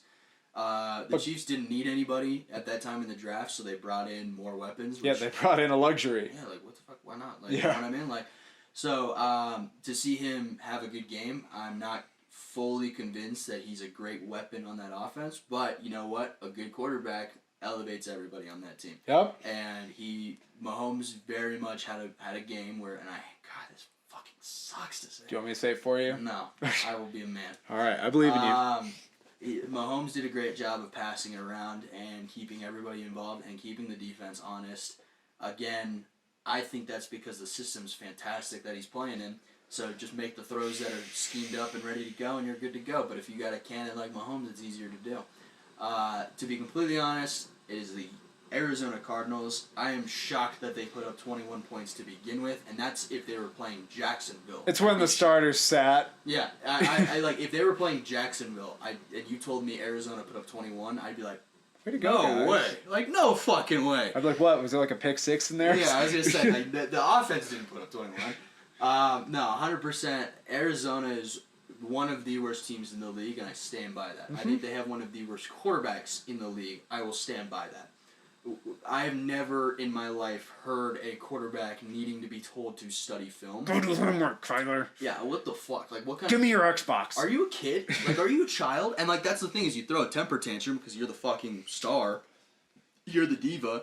And immediately they pull it out of the contract. Like, it's in the contract for a reason. If you're upset about it, it's because you're not doing it, dumbass. Because how easy would it be if you were actually studying film to log 4 hours a week? What do you guys think? You think Peyton Manning struggled to get 4 hours of homework in? I think so. I think he's playing too much fucking Halo back I in the think day. Peyton Manning struggled to get under 4 hours of studying in any night. Fucking Peyton Manning struggled to get 4 hours of sleep in every week. Yeah. Like, that's what I would fucking say. Peyton Manning was sleeping with like an Oculus on. 100%. No, that's what... I'm talking more about the Cardinals, to be honest, because the Chiefs very much did what they were supposed to do. Yep. Everybody can say that, and I'm not going to sit there and also find nitpicking. I think this was a game where either way you could not lose because one of the two sides you were just going to have a field day ripping them. Yeah, absolutely. You were going to have fun either roasting the fuck out of the Cardinals or you were going to have so much fun roasting the Chiefs for losing to the Cardinals. Yeah. So it was win-win. But genuinely, Chiefs, good on you for doing what you're supposed to. I very much did see that there was some passing around of the ball and Mahomes spreading it around a little bit, which is frightening to think about. Yep. However, I think Joe Burrow owns him in that franchise, so tough. Second of all, Arizona Cardinals, pack it up. You're going to St. Louis. It is over. It is over for the season. I'm already calling the season. Why would you do that to the city of Phoenix? Let them keep a football team. No, they don't deserve it. Yes, they do. No, Phoenix is a better city. I lived there for St. 12 Louis. years. You're not going to convince It's a better city than St. Louis. I'd rather go St. Louis because the St. Louis Cardinals are already there. You get both. Yeah, the St. Louis's Cardinals. The St. Louis's Cardinals. The St. Louis Cardinals. What's the plural of St. Louis? The St. Louis Cardinals. That's what they played like on Sunday. They played like the St. Louis Cardinals. Let me put it this way. As somebody who lived in Phoenix for 12 years, I went to high school there, I went to elementary school in Phoenix. Like, I spent 14 years listening to the most delusional fans on the fucking planet, and I'm a Drew Lock supporter. Like, that's coming from me, of all people. That is context. That's context right there for you. I know how stupid I sound being a homer for my boy. It's very. And you guys are far worse. Every year telling me the Cardinals were going to be something. It didn't matter who it was. It didn't matter if Carson Palmer was there, Drew Stanton was fucking there. God knows the list of quarterbacks they've had who've been fucking awful there. You have one thing and one thing going for you, Larry Fitzgerald, and he's not on that roster anymore because he's a retired. Genuinely, other than Jerry Rice, that might be my favorite receiver. Man, Calvin Johnson's up there too. But in terms of like guys I like to root for, hard to root against him. Oh, Fitz was just so good. I wanted him to get a ring in 2015, and then of course Denver went to the Super Bowl. And I was like, all right, never mind. But genuinely, and you Cardinals fans, hear me. Listen up, kids. Understand the truth of the matter. This franchise is fucking terrible. Your owner gets DUIs in a state where it's a felony all the time. Culture changes come from the fucking top, and you've got a guy who can't even fucking with all of his money buy an Uber, let alone a fucking actual driver who could drive him around. That's neither here nor there. It comes down right here of you are in your third year with Kyler. You spent $250 something? Is this the third year or the fourth year? This is his third year.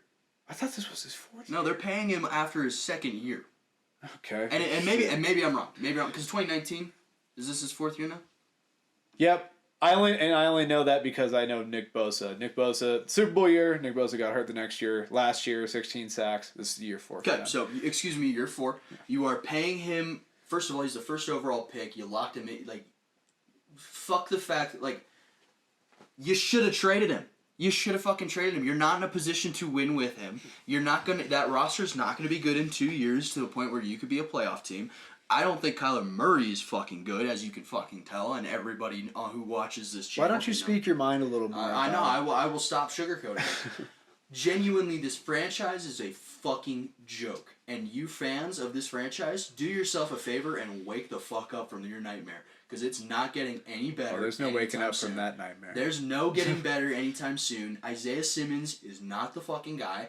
That roster is honestly the worst roster I've seen in years. And I'm looking at the Seattle Seahawks roster and I'm like, you know what? Decent team. I'm thinking about the Bears and the Seahawks. I'd rather have the Bears team because at least like when you have the right. I don't care. Like I don't care how bad they are. Like or how good they are. Genuinely, I'd rather have the Bears team because at least you have a franchise with some fucking history. What is it that Arizona's ever done other than be the fucking bootlicking piece of shit losers at the bottom of the NFC West minus a few Super Bowl and playoff runs? Like I genuinely. That's about their spot. That's exactly. That's about it. Them and Seattle battled for the bottom quite a bit. Yeah, so I'm being completely. I'm sorry, I'm going so fucking. No, don't be. The Cardinals. Genuinely, this team. Not once do I ever watch the Cardinals and think, "Wow, what a competent football team." Not in years. Not in years. The last time I really thought it was that 15 year. And even in 2015, there was a part of me just waiting for the clap. And it happened. The only reason I was rooting for the Cardinals that year, it was Larry. Because you could tell he was going near the end. I was like, God, I would love to see Larry get one. It was getting near the end, and to be honest, I'm a Carson Palmer fan. Like, I genuinely... He's Bengal. Of course. Yeah, absolutely, dude. Heisman winner, fucking USC. Let's go. Oh, God, USC Bengal. I'm shocked he's not your favorite quarterback ever. Oh, he's up there. The only issue is he went to the Raiders, and then the Cardinals, two teams I fucking hate. So, yeah, absolutely. I think the Cardinals pack it up, leave. Like, Arizona is in it for you. And you can't even come up with a fucking slogan. Like, every year you have a new fucking slogan. I've got one for him. Cardinals, get fucked. I think that's better than anything you guys have come up with. Be red, see red, baby. The Red Sea. The Red Sea, even though the stands are empty. Like, I genuinely, I'm not a fan of this franchise, as you can obviously tell. I have no faith in this franchise at all. And the fact that you put up 21 points in this game fucking shocks me because even in garbage time, I'm surprised you put up points. Yeah. Now, allow me to approach Arizona a little analytically here. Go for it. Just so we give some like fair context to the Cardinals, right? You deserve it, Cardinals. You're lucky that he's a nice guy. You're lucky that I even talk about you at all. I'm a 49ers fan. Exactly. But in terms of total yards, the Chiefs, just for perspective, the Chiefs outdid them by 200 yards. They outthrew them by 200 yards. The only thing close was the rushing yards, but it's mostly just because Kansas City was throwing it so well. And the Chiefs got over 3 more yards per play than the Cardinals. In terms of like third down, like here's more numbers just in terms of the domination. First downs, Chiefs 33, Chiefs 33, Cardinals 18. Third down efficiency, Chiefs 5 of 8, Cardinals 3 of 12. Total 25% fucking third down conversion rate for $250 million for your quarterback. Exactly, and like this is even more damning. In terms of the amount of plays they ran for that final score, Chiefs ran 66 plays for 44 points. Cardinals ran 63 plays for 21. So just like wildly less efficient. In terms of like turnovers, there was actually no turnovers by the Cardinals, which to me, that's even more indicative of you just getting dominated. Like turnovers can often happen. Like we saw this with a lot of games this week. Turnovers can often happen when you're clearly moving the ball on a team and they really have nothing to stop you. They just manage to get one play to go their way. If you get beat down like this without turning the ball over, it means you just got beat down. It means that you couldn't do a damn thing, and you couldn't even turn the fucking ball. Yeah, exactly. So like that's you even on the field enough. That's even more damning to me. Of you got curb stomped, and they just did it straight up. It took 0 fluke plays of turning it over. See, in terms of the Cardinals, they're just not talented enough. DeAndre Hopkins was the only weapon they have. He's out for 6 games. And listen, if this is your high water mark, because the Cardinals have come out blazing the last few years, I hate to see the collapse for you. I don't actually hate it, but for you Cardinals fans, the second half collapse might look even worse. I mean, you might already be starting. And then back to something that we said for Herbert, I want to say for Mahomes as well, in terms of just giving credit where credit's due, because it's something that we asked about a lot, was is he able to play patient, to play smart, spread the ball around, make guys that you don't know as well look good? He checked that box as well through 1 week. Can't wait to see him fail next week. He might. And God help us, we're going to look real stupid if the Chiefs boat race the Chargers. Please, LA, don't let this be the week that you just do stupid stuff. Because we all know you have it in you to do that. It's a short week. Exactly. Please, Scared. please don't do that. My money line bet is going to fuck me this week. Yeah, exactly. It's like, please, for the love of God, LA, don't let this be the week that you're stupid. Because clearly Kansas City can beat up on stupid. Mm-hmm. So I just want to say that for Mahomes as well, is everybody's talked a lot about, but can he do this? Can he do that? And it's only 1 week, yes, but we're saying this about these other guys. Through 1 week, Mahomes has stepped up to that part of the challenge. Yep. We will see next week what they look like against the Chargers. But again, I don't like the Chiefs. They hurt me deeply. But I'm just trying to be fair and objective here. They answered a lot of the questions through 1 week of can they do the stuff. The answer's been yes. But overall, this is another thing sort of like the Ravens and the Jets. Kansas City just checked all the boxes of if you're a bad team, Kansas City is going to beat your teeth in. Yep. So there's that. And with that, we're going to move on to the final 2 primetime games. Let's go. First up, Joe Burrow owns your franchise and you, Mahomes. Just letting you know. Dude, you better hope that they don't play you this year. Oh, I want to play. Lord help you if they knock you out of the playoffs or something. We're knocking them out of the playoffs. Actually, round 1, we're knocking Broncos out of the playoffs. The real question, okay, I want you to be very, very honest with me. I'm never honest. How good would you be feeling if you drop Buffalo in like the first round? Bittersweet. Bittersweet.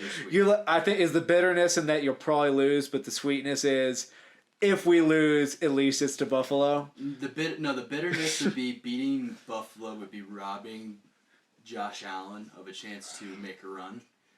The sweet which he deserves. The sweet's winning. Yeah, okay. But I don't, bro. If we beat the Bills in the playoffs, we're winning the Super Bowl. Like because if everything goes, we'll see. If everything goes the way that we are expecting it to go this season, with Josh Allen and the Buffalo Bills being an unstoppable AFC machine, it looked like it. And and fucking Cincinnati comes in and kicks their asses and moves on to the next week. I don't know who stops. Do you want to know your best case scenario for the playoffs this year? It's exactly what happened last year. It's like Kansas City manages to dispatch Buffalo and you draw Kansas City again. That's your number one scenario. Well, I would love that. Because here's how I think it goes. Week 1, we beat Denver, and it's a great, beautiful moment. Who's got the bye? I think Buffalo will have the bye. Got the bye. Okay. I think week 1 we beat. Here's how I would. Perfect playoffs, obviously. This is what he wants. This is what I want, guys. We go in, or we win the division. Denver comes to Cincy. We make Russell Wilson look fucking stupid. Okay. Next week we go to Kansas City. Fuck them up at home again. You think you're going? Okay, you want to go to Kansas City. I want to go to Kansas City. Okay. I realistically. So you realistically want to be the 3 seed. Realistically, I'd like to be the 3 seed. Okay, so you want Buffalo 1, KC can have 2. No, Chargers 2. Then how the hell would you be going to? These are 2 different conversations. Like realistically, I would. Okay, fair enough. Realistically, Chargers 2, Bengals 3. But if we're in a position where KC were to be 2, I'd want to go into KC as opposed to having KC come. Okay, I got you. Yeah, then now my bad. But no, you're good. I just wanted to. In some way, we are playing KC either in Cincy because they're a wild card, or in KC, or they in KC because they're the 2 seed. Which I think whoever wins the AFC West is going to have to be so good. It'd be the 2 seed. The 2 seed. So I genuinely either we are going. Whoever wins the AFC West will be on Buffalo's level. But they'll be the 2 seed because Buffalo's in the East and they're in the West. Yeah, exactly. Exactly. So I think, I'd love to go in and beat Mahomes again. 3-0 on him. Like, at that point, what are you going to say to us, Chiefs fans? Nothing. Then we go into Buffalo for the AFC Championship, and we either win or lose. And you'll accept it. And we either win or lose. Yeah. Like either we beat Buffalo and then my dick is hard and we are absolutely ready. We're winning the Super Bowl. You would never. Viagra couldn't even be more effective than how that would be for you. The natural sources, no PEDs, like a genuine 8-hour erection. the second that final whistle. Or if you lose to Buffalo, that's sort of a team you can palate losing to. Absolutely, yeah. Like losing to Buffalo, I mean, we lost to the best AFC team. It gives Josh Allen an opportunity to go to a Super Bowl and win it. I think he wins it. Listen, as an NFC supporter, generally, I don't feel that confident. I think the AFC is winning it. Whoever comes out of the AFC is gonna be a gladiator coming out of the Roman Coliseum, waiting for blood. Yeah. Like, they're going to be battle-tested more than any NFC team possibly could be. So I genuinely, either the Bills are winning it all, the Chargers are winning it all, the Bengals are winning it all, and that's all I'm willing to admit for the AFC. Admit. It means there's other ones in there, but you just will not. No, fuck them. So genuinely, if all goes the way I would like it to, we're 5 and you just want to knock out Kansas City and then I want to knock and then out accept City. you want to knock out Denver. Russell Wilson. You want to knock out Denver and Kansas City and then let the chips fall where they may with Buffalo. I've got enough at that point. Okay, it's like when that's a successful season. Absolutely, it's like when the Dodgers went to the playoffs literally last year. Oh, Houston. Yeah, well, that's the thing is that Houston made it and like it. Different story. So Dodgers make it into playoffs. We make it in off of we're behind the Giants. The Giants found a way to win 107 games last year, which they look terrible now. I don't even know how it fucking happened. They just had one really, really, really, really good year where they beat the Dodgers for the division, which is annoying as shit. Then we go. So here's the thing: we go into the fucking playoffs. Our divisional round is against the Giants. Division rival. I've hated them since the day I was fucking born on this planet. Literally, the only reason I wear orange and black is for the Bengals. I will not wear it any other way. If it doesn't have the Cincinnati Bengals logo on it, I will not wear orange and black. He doesn't even wear it for Halloween, dude. Nope. I've never been a jack-o'-lantern. So genuinely, we go in to play our division rival. We have never met in the postseason. The Dodgers and the Giants never met in the postseason. So when we won that division series, and I could literally fucking any Giants fan who talks shit, 1-0. 1-0 in the postseason, bro. Fuck you. That's fair. We ended up going into the Braves, lost to the Braves, who ended up winning it all. There you go. And so, you know what? You can live with it. Successful fucking season. Fair enough. All right, so we're going to move on from that to the primetime games. So the first one, Sunday night, well, who day was the Steelers? Did you see them talk, like the two social media teams? Yes. Talking shit. Yes. Listen, you gotta admit it was funny. It was painful. No, it wasn't. It was pretty fun. When I saw the meme of fucking Megamind saying "No game winner," I wanted to kill myself. I love the one where the Bengals posted. It was like, "What are they stealing?" Yeah, and then the Steelers responded, "Your ball." It was one of the interceptions. I was like, "Okay, that's funny." But okay, moving on. So Tampa beat Dallas 19-3. Awful Sunday night game. Awful Sunday night game. I won $45 though. What I took away from this mostly, Dallas is what we thought they were. They were taking steps backwards, and if the Bucs just didn't sort of like sputter in the red zone, this would have been a total wipeout. The fact that it is 19-3 is just it's could have been way more. It speaks to how awful that game was. It was genuinely just like. First of all, whoever comes back from a game is like, bro, it's 19-3, we won, let's go. Like, you're like, it's 19-3, we play like shit. Like, yeah. Especially when you've got Tom Brady and the fucking Buccaneers only putting up less than 20 points. The Cardinals put up 21 fucking points. I leave this game, though, ultimately feeling optimistic about Tampa. I'm not saying it's time to panic. No, I'm not saying it's time to panic at all, because I think that stuff is genuine week one stuff. Yeah. Especially when you don't play in the preseason and stuff like that. It was, because we saw a lot of good teams sputter in the red zone. Yep. And again, I leave this week feeling like this really easily could have been, how many field goals did they give? So 4 field goals plus the touchdown. So it could have easily been 35-3. And I doubt it'd be 35-3, but it could have been like 32-3 realistically. And I think later in the year it would be. Because the red zone stuff will get better. Tom Brady, that stuff tends to work with him and with them. I think this is a team that by the end of the year, this is probably who we're looking at facing off whoever emerges from the AFC. This is the only team that whoever is emerging from the AFC just needs to be wary of, just because of like that. Tom just has a tendency. It's Tom. This is the only team that if they come out of the NFC, that AFC team needs to be like, okay. Do not think because we won the AFC we'll beat that. Agreed. Yeah, and this is the only one to me. Agreed. I think the rest of them, well said. You can feel pretty safe. If Tampa's hitting and gets out, watch out. Even Buffalo, even Cincy, LA, Kansas City, pick your team that came out of the AFC. Do not think because you won that conference you will run over Tom Brady. The team to beat does seem to be the Bucs in the NFC. Genuinely, you say what you will about the lack of red zone production and only in the 19 points.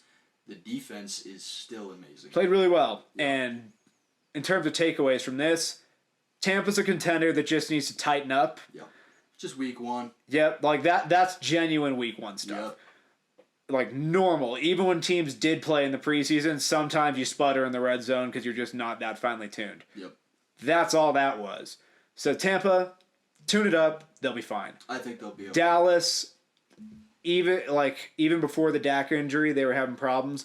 With the Dak injury, that's a big deal. I'm not going to shit on the Cowboys or like dance on their grave and stuff like that. It's genuinely unfortunate for any team when you lose your starting quarterback in week one. Yeah. It sucks. I don't think Dallas was going to be great either way. I thought they could have been a wild card team. Losing Dak might end that before you even had a fair shot to try to push for it. So, yeah, bad week for Dallas.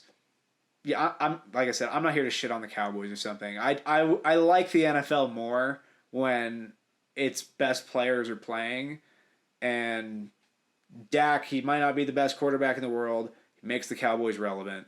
And in an NFC that was weaker, you're probably looking at Dallas as a wild card. That's probably gone now. So sorry for that, Dallas fans. But Tampa. I don't leave this game worried about Tampa. I'm not worried about Tampa at all. But that's really all I took away from this game. Like there wasn't a ton to this game. It was sort of Tampa did everything they were supposed to do, but sputtered in the red zone. That's really all it was. Yeah. No, and that'll be fixed. Even with Godwin injury, hopefully it's not too serious from what I saw. It's a hamstring. Yeah, maybe 4 weeks at the most or something like that. Yep.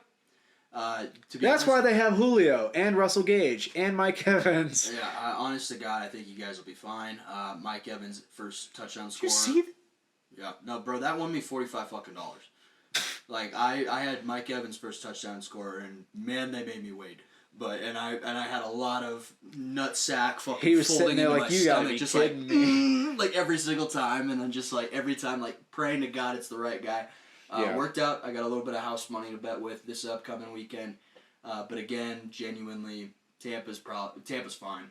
And you know what? Brady's pissed this year for multiple reasons. Yeah. That is a dangerous thing when Brady is pissed. So. Yep, absolutely. I mean, it's like you like the Baker Mayfield thing. This is that on roids. Oh, absolutely. So on goat roids.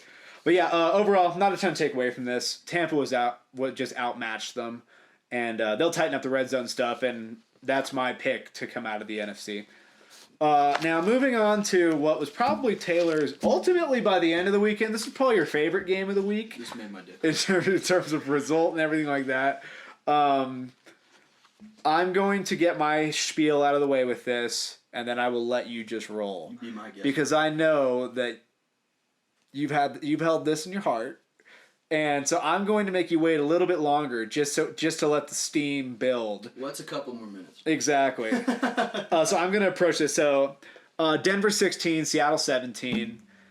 This is an example of a game where an inferior team got the win based solely on the mistakes of a superior team. Seattle, sort of like, I would say the Bears and the Giants and stuff like that. It didn't matter who they were playing. Seattle was just sort of incidental in that they were at the right place at the right time. Denver fumbles twice inside the goal line. Never happened before, Bama. I know, yeah, exactly. Crazy. So you want to talk about like fluke, Crazy. so like fluke shit happening. Crazy. Literally one of those things doesn't happen, and Denver won. Mm-hmm. Some sloppy penalties. That happens a lot in Seattle, so I won't say that's totally incidental. Seattle's stadium and crowd has a tendency to draw that. Not to mention new offense.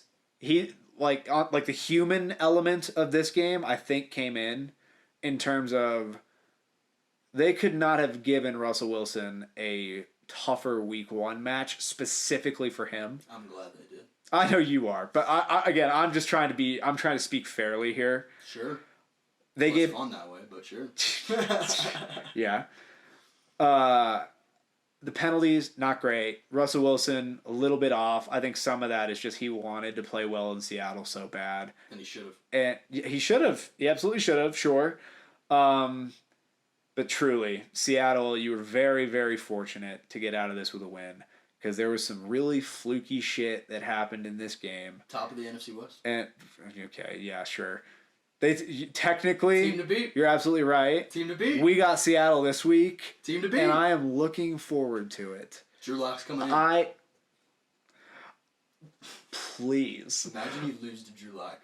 Well, first of all, dude's not going to sniff the field in week 2 unless we knock Geno Smith out the lineup. Very possible. I was about to say, not impossible. We'll overwhelm that Seattle D-line in a way Denver can't. But garbage team. Both of them. Denver. Yeah. Denver and Seattle. Both of them are garbage teams. Yeah, Seattle, you were incidental in being here. You were just fortunate. You got Denver on a night where they decided to really shoot themselves in the foot in a truly spectacular way. Russell Wilson actually, like, in terms of, like, garbage playing well, it wasn't garbage time stuff. But he had 330 passing yards, 103 rushing yards. They averaged 6.8 yards a play. I mean, they beat Seattle in literally every single category. And then but you know that stuff can... I'm just saying here. When you beat a team in every single way and then fumble twice inside the 5-yard line but lose by 1, it's pretty clear who the better team is. Seattle, you just got real fortunate. So... I'll say it like that. Denver, this is not a hit the panic button moment. This is not a hit the panic button moment. However, I'll say this. Coming out of week 1, you look like the 3rd best team in the AFC West. Really? Yeah.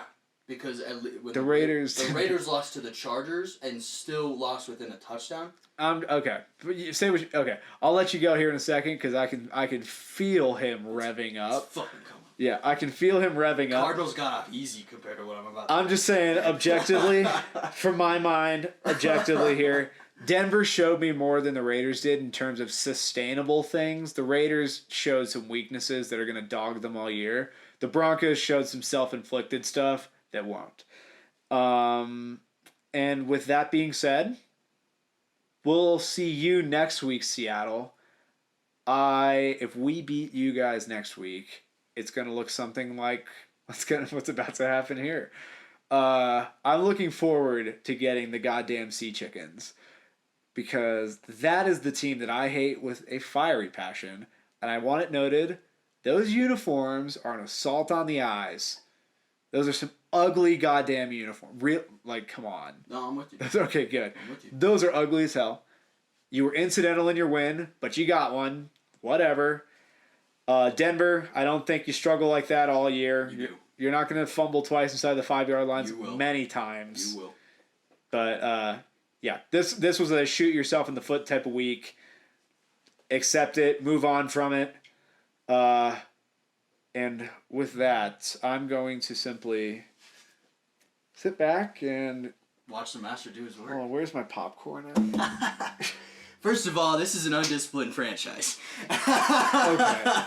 Okay. This is a team. You're going to start there? This is a team that, from the all the way at the top, is a fucking joke. I just lost my personal bet. I thought one of the first 15 words would be like Drew Lock. Oh, we're getting there. We're getting there. All right, roll. This, and see, you cut me off. It starts with... I couldn't help it with the Drew Lock thing. I was so certain you were going to be like, Drew Lock got revenge without even playing. And Drew Lock did get revenge without even playing. All right, go. Thank you for putting it that way. But, yeah, absolutely. This is a joke of a franchise. Imagine selling out your soul for a quarterback who is aging rapidly, as you could obviously see on the field. And you decide to take the Drew Lock out of this. Let's go ahead and take the Drew Lock out of this. Let's completely look at this in a vacuum of I'm not. Because he didn't play. Well, yeah, he didn't need to. Denver was so bad they lost. Drew Lock beats him again. That's the only thing I cared about in this game was just that he couldn't beat Geno Smith. Rigged. Well, it's fine. The Broncos didn't beat Geno Smith. So here's the thing. This team, I've never seen a team more undisciplined. Like, you can say what you will about, penalties in Seattle, it happens, yada, yada, yada. Not just this much. Just the false starts. Not this. Well, the false starts. That's the only false one. Starts, yes, there were so many other penalties. Yeah. This team does not look like it's a unit, and that immediately spoke to me. I've watched the Denver Broncos for my entire fucking life, and I have never seen a team that disorganized in my entire time being a Broncos fan. I've seen Tim Tebow play. I've seen fucking Kyle Orton fucking play. I've seen Brady Quinn almost suit up for us. I've seen fucking some of the worst quarterbacks you've imagined playing, not named Drew Lock, but I know what you were going to say. I've seen Case Keenum boot up for this team. You got a Case Keenum jersey. On accident. I told my mom 14, she went 4. It's a funny story now. I want to see you wear that sometime. One of these days we need to do a random jersey. Day where you just throw on a random jersey of like a player who made no impact whatsoever for your team. So absolutely, I've seen some terrible rosters be more cohesive and playing together as a unit. This is a team that has no leader. Not in the coaching unit, not in the fucking quarterback room. Genuinely, I do not see a leader on this roster. I see guys who thought this was going to be a joke of a game because they finally have their quarterback.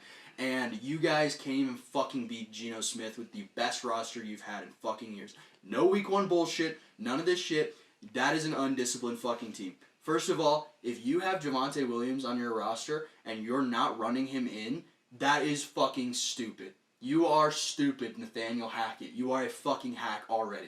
I don't know why they re-signed Melvin Gordon. I don't even know why you bring him back in. You don't need him. But you love having him coming in fumble games, so go ahead and do it. Again, week 1, let's fucking do it. Unfortunately, Javonte had one of those fumbles. No, and that's what I'm saying is that you probably, like we said, if one of those guys gets in, it's a fucking touchdown. Why not give Javonte both opportunities? The one that led the league, or I think he tied for the league lead in broken tackles last year? With Jonathan Taylor. Yeah. You have a world beater running back.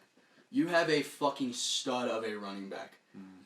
Did you not watch the Super Bowl? Did you not watch what happened when fucking Russell Wilson fucking threw it in?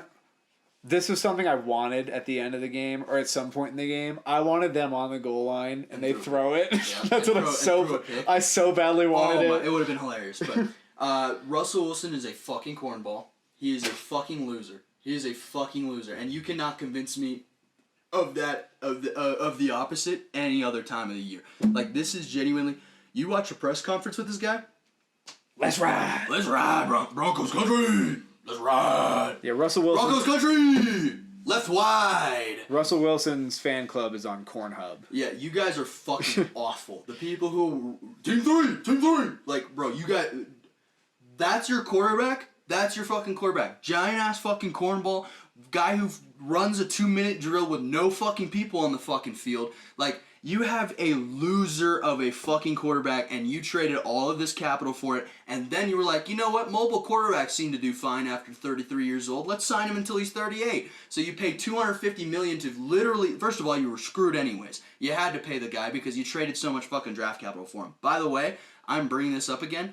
Your fucking GM is one of the best drafters in the fucking league. So go ahead and cap yourself in the kneecap already before the season. I don't even care how good you fucking do. They ain't drafted that position. Well, true. Fair enough. But here's the thing. You got a guy who's better than John Elway fucking figuring out quarterbacks finally. Because John Elway's been the guy to bring in Brock Osweiler, to bring in Paxton Lynch, to bring in, including Drew Lock even. And granted, I have the worst of the bunch. Whatever. But Brock Osweiler. I know. Even I would rather watch Drew Lock play.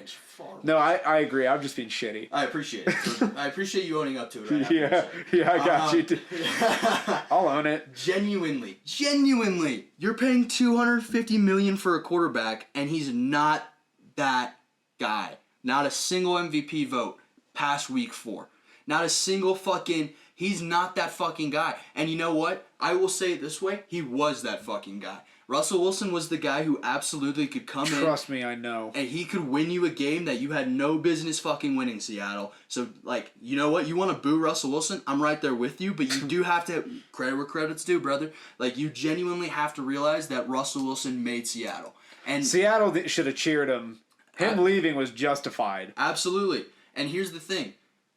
He can't do that anymore.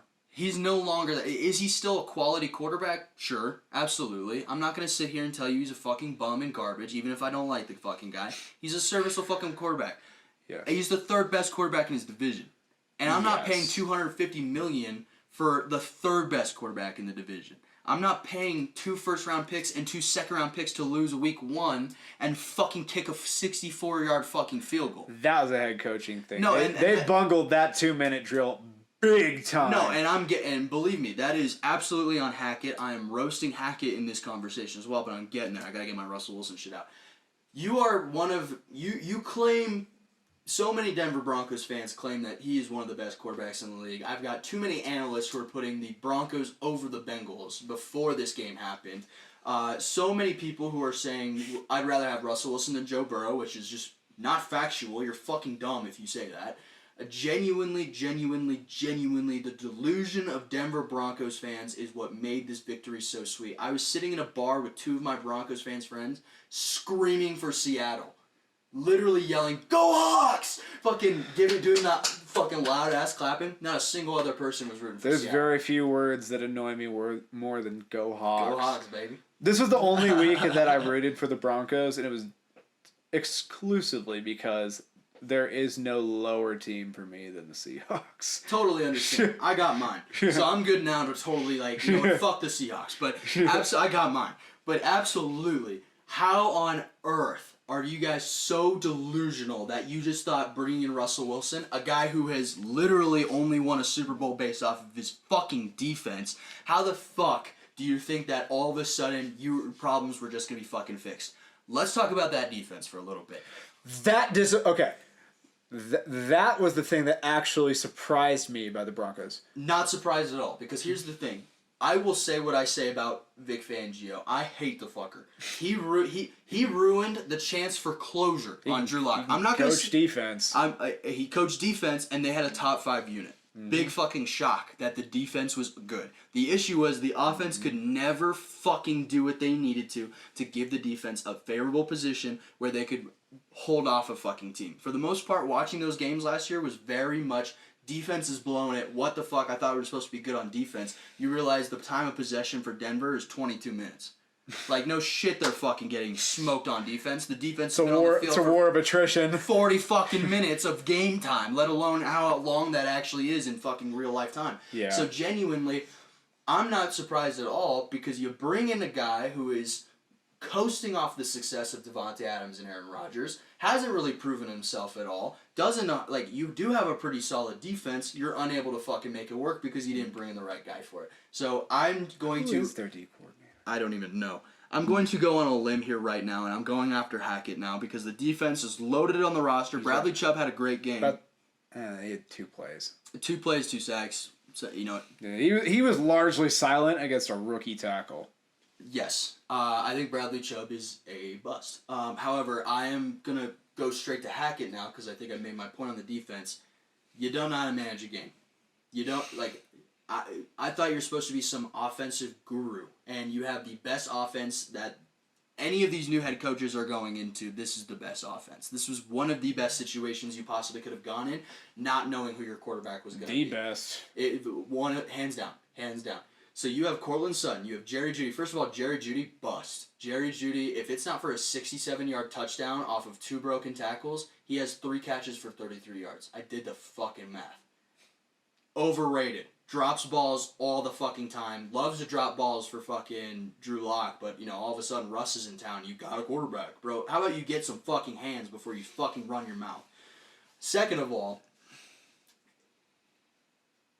how is Melvin Gordon even remotely on that field? I wouldn't have signed him. How is Melvin Gordon remotely on your football team? You guys watched Melvin Gordon literally lose us the game against the Chiefs, blamed Drew Lock for that fumble because he didn't make the tackle. And then Drew Lock runs the entire field down trying to still make the tackle because he knows what Broncos country is going to say if he doesn't fucking suck. They rode his ass. That's how they ride. Yeah, so here's the fucking thing. You are the team who is always so close. You're always so close, and then you make one wrong move. It was the same way with not bringing in Kyle Shanahan. You brought in Vance Joseph. How great did that go? Then you look at and to be honest, you could have had McVay that year too. Let's talk about that one. You could have had Shanahan or McVay. Year? Yeah, not great on that one. No, you picked I'll blame them more for the Shanahan one because everyone was like, that one makes so much sense. Everyone knew who Shanahan was. Yeah. His dad fucking led us to Super Bowls, and you're like, yeah, Vance Joseph, bro. 1 year in Miami. Like, let's fucking do it, bro. I'll give them shit for the Shanahan one. The McVay one, when the Rams hired him, everyone was like, that's an interesting... That was a lot less known. Hindsight's 20/20. Yeah, absolutely. Absolutely. But even then, still had in the present moment, the Shanahan one was mind-blowing. If you were even trying to bring in an offensive-minded coach instead of being locked in on this fantasy of 2015 Super Bowl run, absolutely, you probably would have met with McVay and maybe seen that, holy shit, this is a guy who knows his fucking shit. You would at least could have made that fucking call. Now, once again, you are the guy who hired the wrong coach. Kevin O'Connell. Kevin O'Connell was absolutely the right hire. Him or I think Mike McDaniel would have been smart too. Mike McDaniel would have been fantastic for Javonte Williams. Absolutely. Mm-hmm. You brought in a guy after one fucking year with a goated quarterback and an incredible wide receiver. Well, the other thing about hiring anyone from Green Bay, that offensive coordinator title is very loose. It's like hiring somebody who like... You want to know what I'm going to compare it to? Because LaFleur calls the plays. You want to know what I'm going to compare it to? You hired Adam Gase because he played with Manning. Oh, yeah. Exactly, kind of like that. You hired him because you probably called A-Rod, and you're like, yo, how is he? Oh, he's great. Back when they were flirting with bringing him. Fucking great, bro. Phone down. We're sold. Aaron Rodgers is great, and we're hoping to get him. And I was about to say, how much of the Hackett hire do you think had to do with them hoping it was Rodgers who? Big time, big time. Because I think there was the rumors that they were going to trade for Devontae too, so they were dick riding fucking Aaron Rodgers the whole fucking time, which is why they gambled on a guy who really isn't proven because they were going to go for a guy that A-Rod liked. And my favorite part of the whole fucking thing is when A-Rod said, "Nope, I'm re-signing with the Packers." Broncos came out an hour later with the Russell Wilson news, and they said, "Oh, we got our guy that we were looking for the whole time." That is the corniest fucking shit in the fucking world. Like, can we hold on? I know that that's what I know that wasn't the guy they actually wanted. They wanted Rodgers. What were they supposed to say?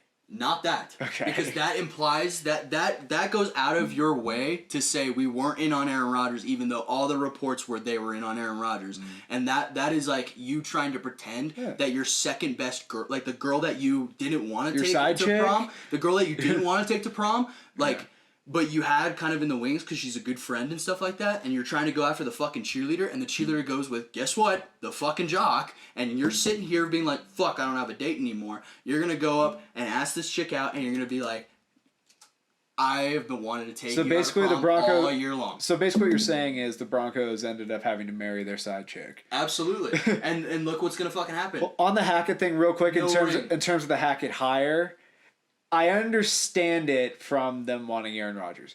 I get that. Because you talked about how Russ is the third best quarterback in their division, yada, yada.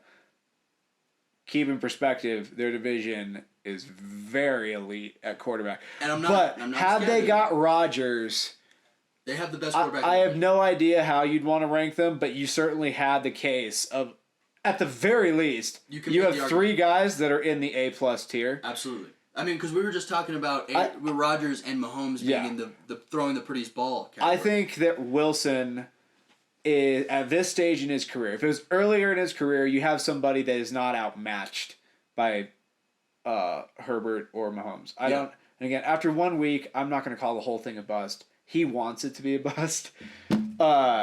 He wants it to be a bust. I hope you lose every game. I'm not going to call it that after 1 week. But as of right now, I think there's a pretty strong argument to be made that Russell Wilson might be like the top guy of like the B+ tier. Like, he might be like the top B quarterback, but you got 2 A pluses that you're contending with. Sure. I'm not going to drag the Broncos at all for acquiring him. It's what they had to do. They could not sit another year when so many of these quarterbacks were saying that they would go to Denver.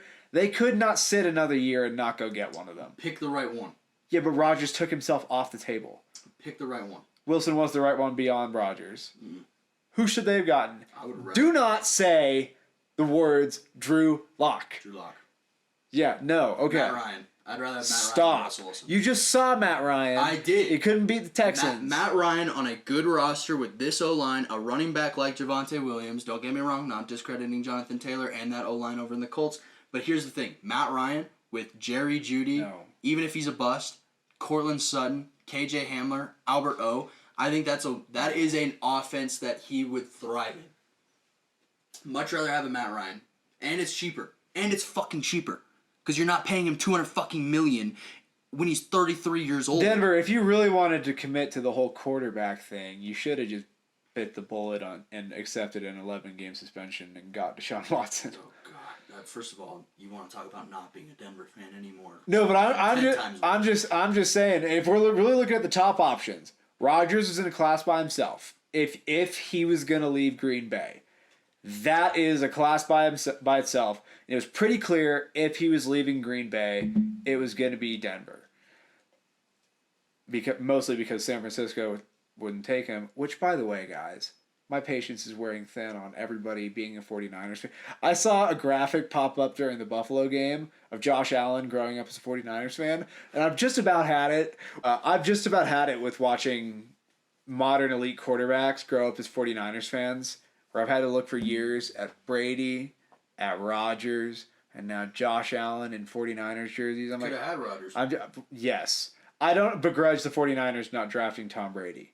There's a reason everybody passed. Round six. So I'm like, that's one where it's like, okay, a little bit of luck is involved in that. I think Brady needed to go there too. Yeah. I can't begrudge them the Josh Allen thing too much because Josh Allen was viewed largely like sort of how Trey Lance was viewed, which is like super athletic, huge arm, not super accurate, big project. I understand them not wanting to take that on. Rodgers is a different story. But everyone thought Rodgers was probably the number one, and we didn't. So I begrudge us Rodgers. I can live with the other two because there was a lot of questions. But I'm just like, oh, God, I can only take so much. But no, to defend Denver just a little bit here in terms of the decision-making, if you couldn't get Rodgers, it was pretty much unanimous. Wilson was the next best one. I'd rather take another year. I'd take a top draft pick and get whoever the fuck's coming out next year. Then, because here's the thing. You do have one of the best drafters in the league. Up there. George Payton needs to be commended for the roster that he's helped build. Granted, it's only been a couple of years, so there's obviously he could end up falling off the face of the earth. I could look like a real idiot. But here's how I view this. This is there is no reason to keep George Payton around. If this doesn't work out, George Payton's fired. Yeah. Because and that's the thing is, as a GM, I can't imagine you coming into a team and not ever drafting a quarterback or ever having your guy with an opportunity to take over. If it's not this year, and then you roll with Drew Lock. I think Payton was given a mandate of, hey, we will not, like, if he didn't get somebody in there this year, I think his job was already going to be in jeopardy. I think Bronco, even though their ownership was in flux, I think that this was pretty much like, hey, you will get one of these guys in there and you will get them this year. Because, I mean, legitimately, it was the only glaring issue on the Broncos roster that everybody could point to and be like, okay, it's the only thing that's not at least competent. Because they're not letting Drew Lock get a chance. You're literally sitting there, and granted, here's the thing, is when I say I blame Vic Fangio, it's not because I think Drew Lock could potentially be an A-plus guy like Justin Herbert and Patrick Mahomes. I do think, given the right development, absolutely it could be. So you begrudge them for getting the third best quarterback in their division, but you don't begrudge them sticking with the fourth best. No, here we're going back in time a little bit. So this is before Russell Wilson becomes a thing, an opportunity. Let's look at this way. You have a quarterback who had played 5 games in his rookie year because of injury. He goes 4-1. Yep. Second year, worst O-line we've had in franchise history, potentially. 19 guys hit IR. 19 fucking guys. An entire almost 2 sides of the ball. Trust me, I'm familiar. That was the same year. That was the same year my team had that. You have a second-year quarterback who is still showing flashes, but doesn't have Cortland Sutton. Jerry Jeudy dropping balls his rookie year. KJ Hamler goes out for the year. Noah Fant out for most of the fucking year. So he's missing all of his pieces. I agree. Any injury year, I throw it out. Absolutely. So take out his second fucking year. He's 4-1. Third year, Josh Allen year. That's when Josh Allen figured it out. Don't invoke that name. No, he could have been Josh Allen 2.0. He could have been. I can only take so much of this Drew Lock thing. At a certain point... You will never know if Drew Lock could actually be good because you've watched him play with an injured team. He will and then you watched him get benched for no fucking reason. He would okay, I need to hear you say these words, that he would never be Josh Allen. He would be Josh Allen 2.0.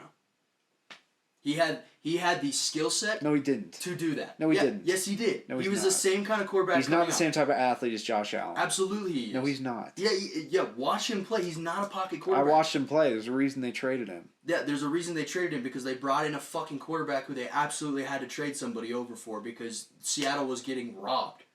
So Seattle's like, yeah, give us Drew so we can have a quarterback, I guess, other than Geno, and we can pretend it's How'd that work?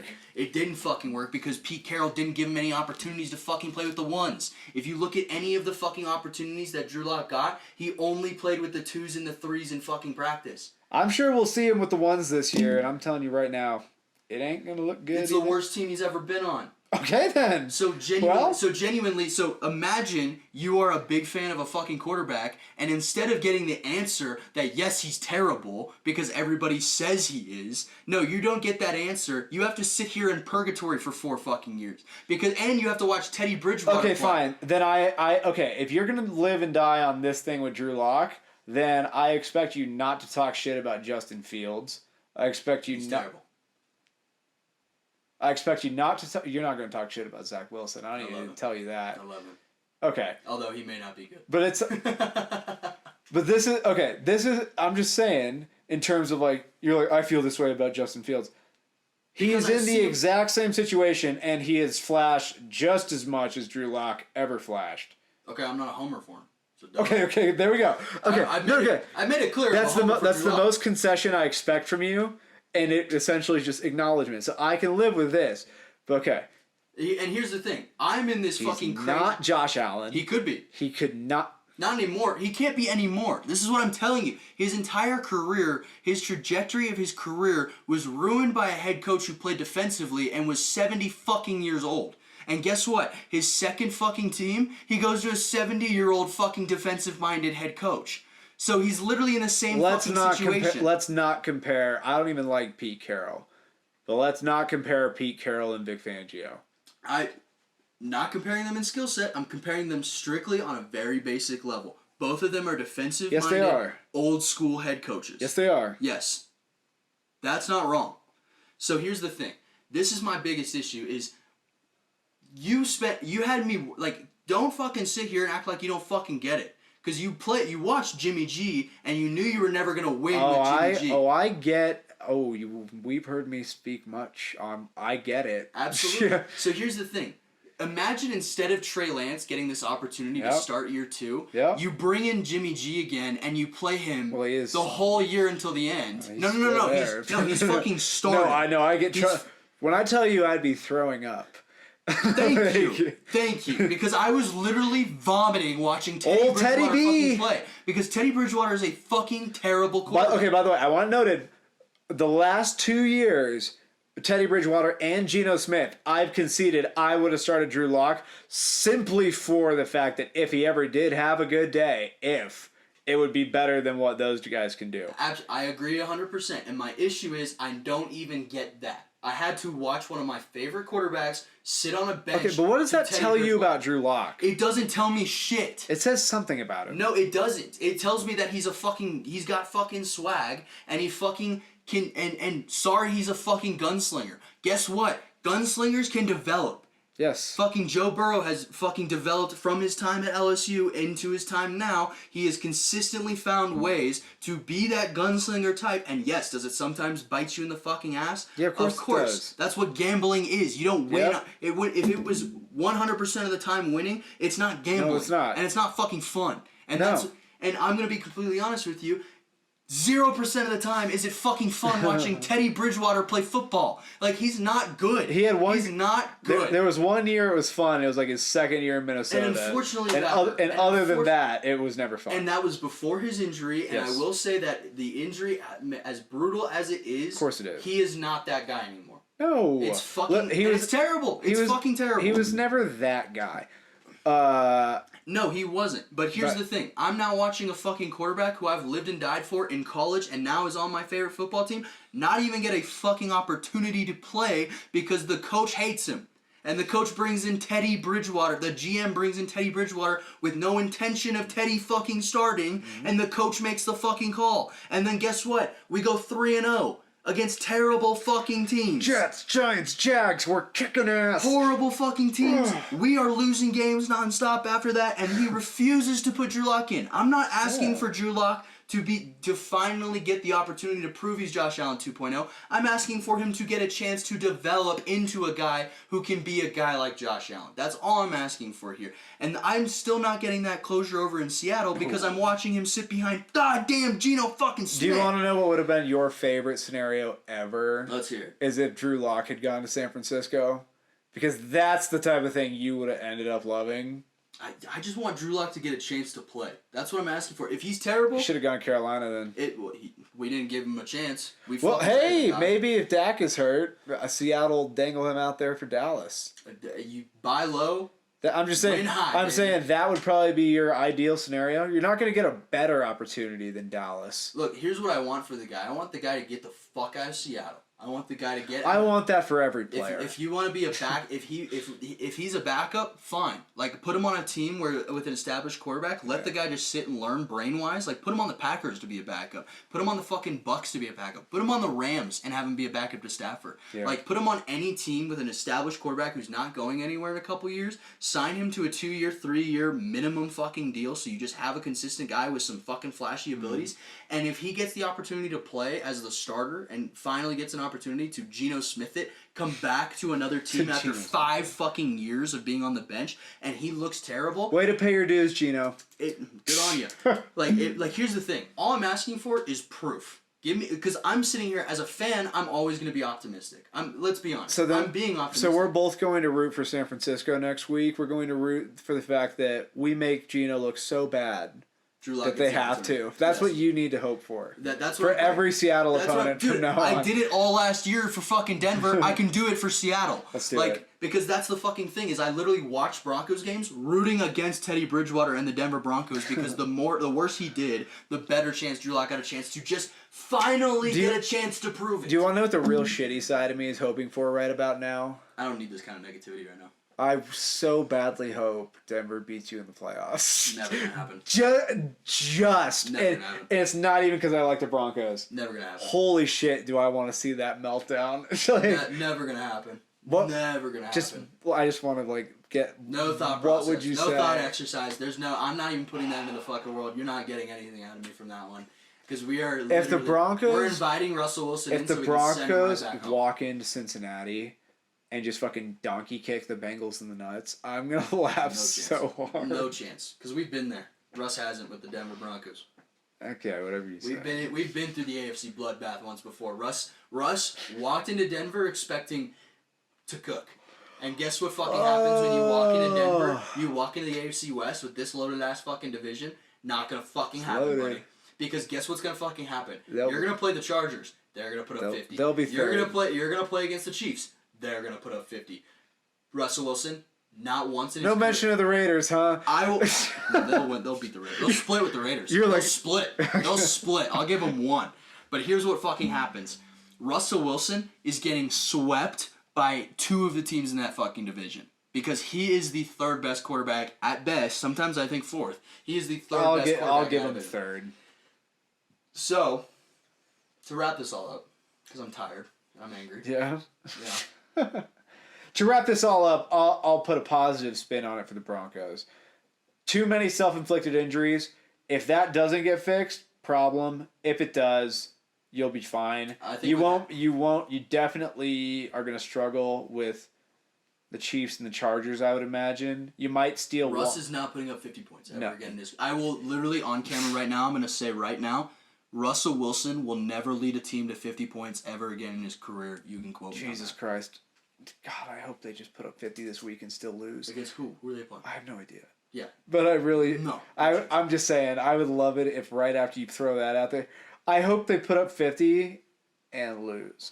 Oh my God, even funnier. That's what I was wrong, but it still didn't fucking matter. Exactly. That's what I'm saying. Because I enjoy the misery of certain fan bases, but just because he said it, I'd be like, I hope they get like a 50-point day. It'll never happen. They lose 50 to 51 or something like that. It will literally never happen.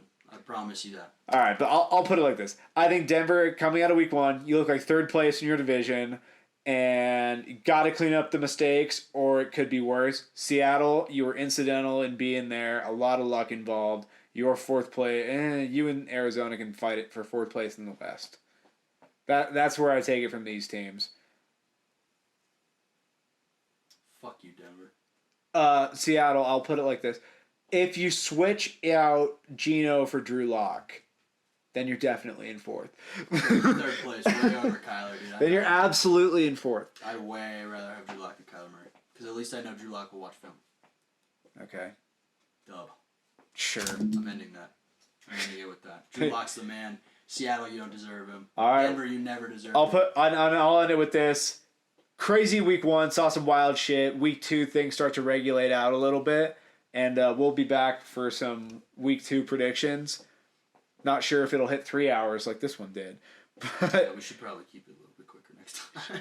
Yeah, we've my rants definitely went too long. we went in on it this time. It's the beginning of it's the beginning of football season. Yeah. We're excited to be back. We've had it pent up for months. Yeah, and we let it out. Absolutely. I think you also saw, you guys got a nice little taste of how he and I approach this stuff. He approaches it very much from here. And I usually approach most of it up here, with the exception of, this team. I try to be objective, but every once in a while it spills out. It's funny as shit. I'm emotional about every other team, and then with the Bengals, I'm like, well, we can't win if you're throwing 5 picks. No, you're still emotional, but the only difference is the other team, it's like vitriol and venom. These guys, it's like rose-tinted glasses, where it's like, listen.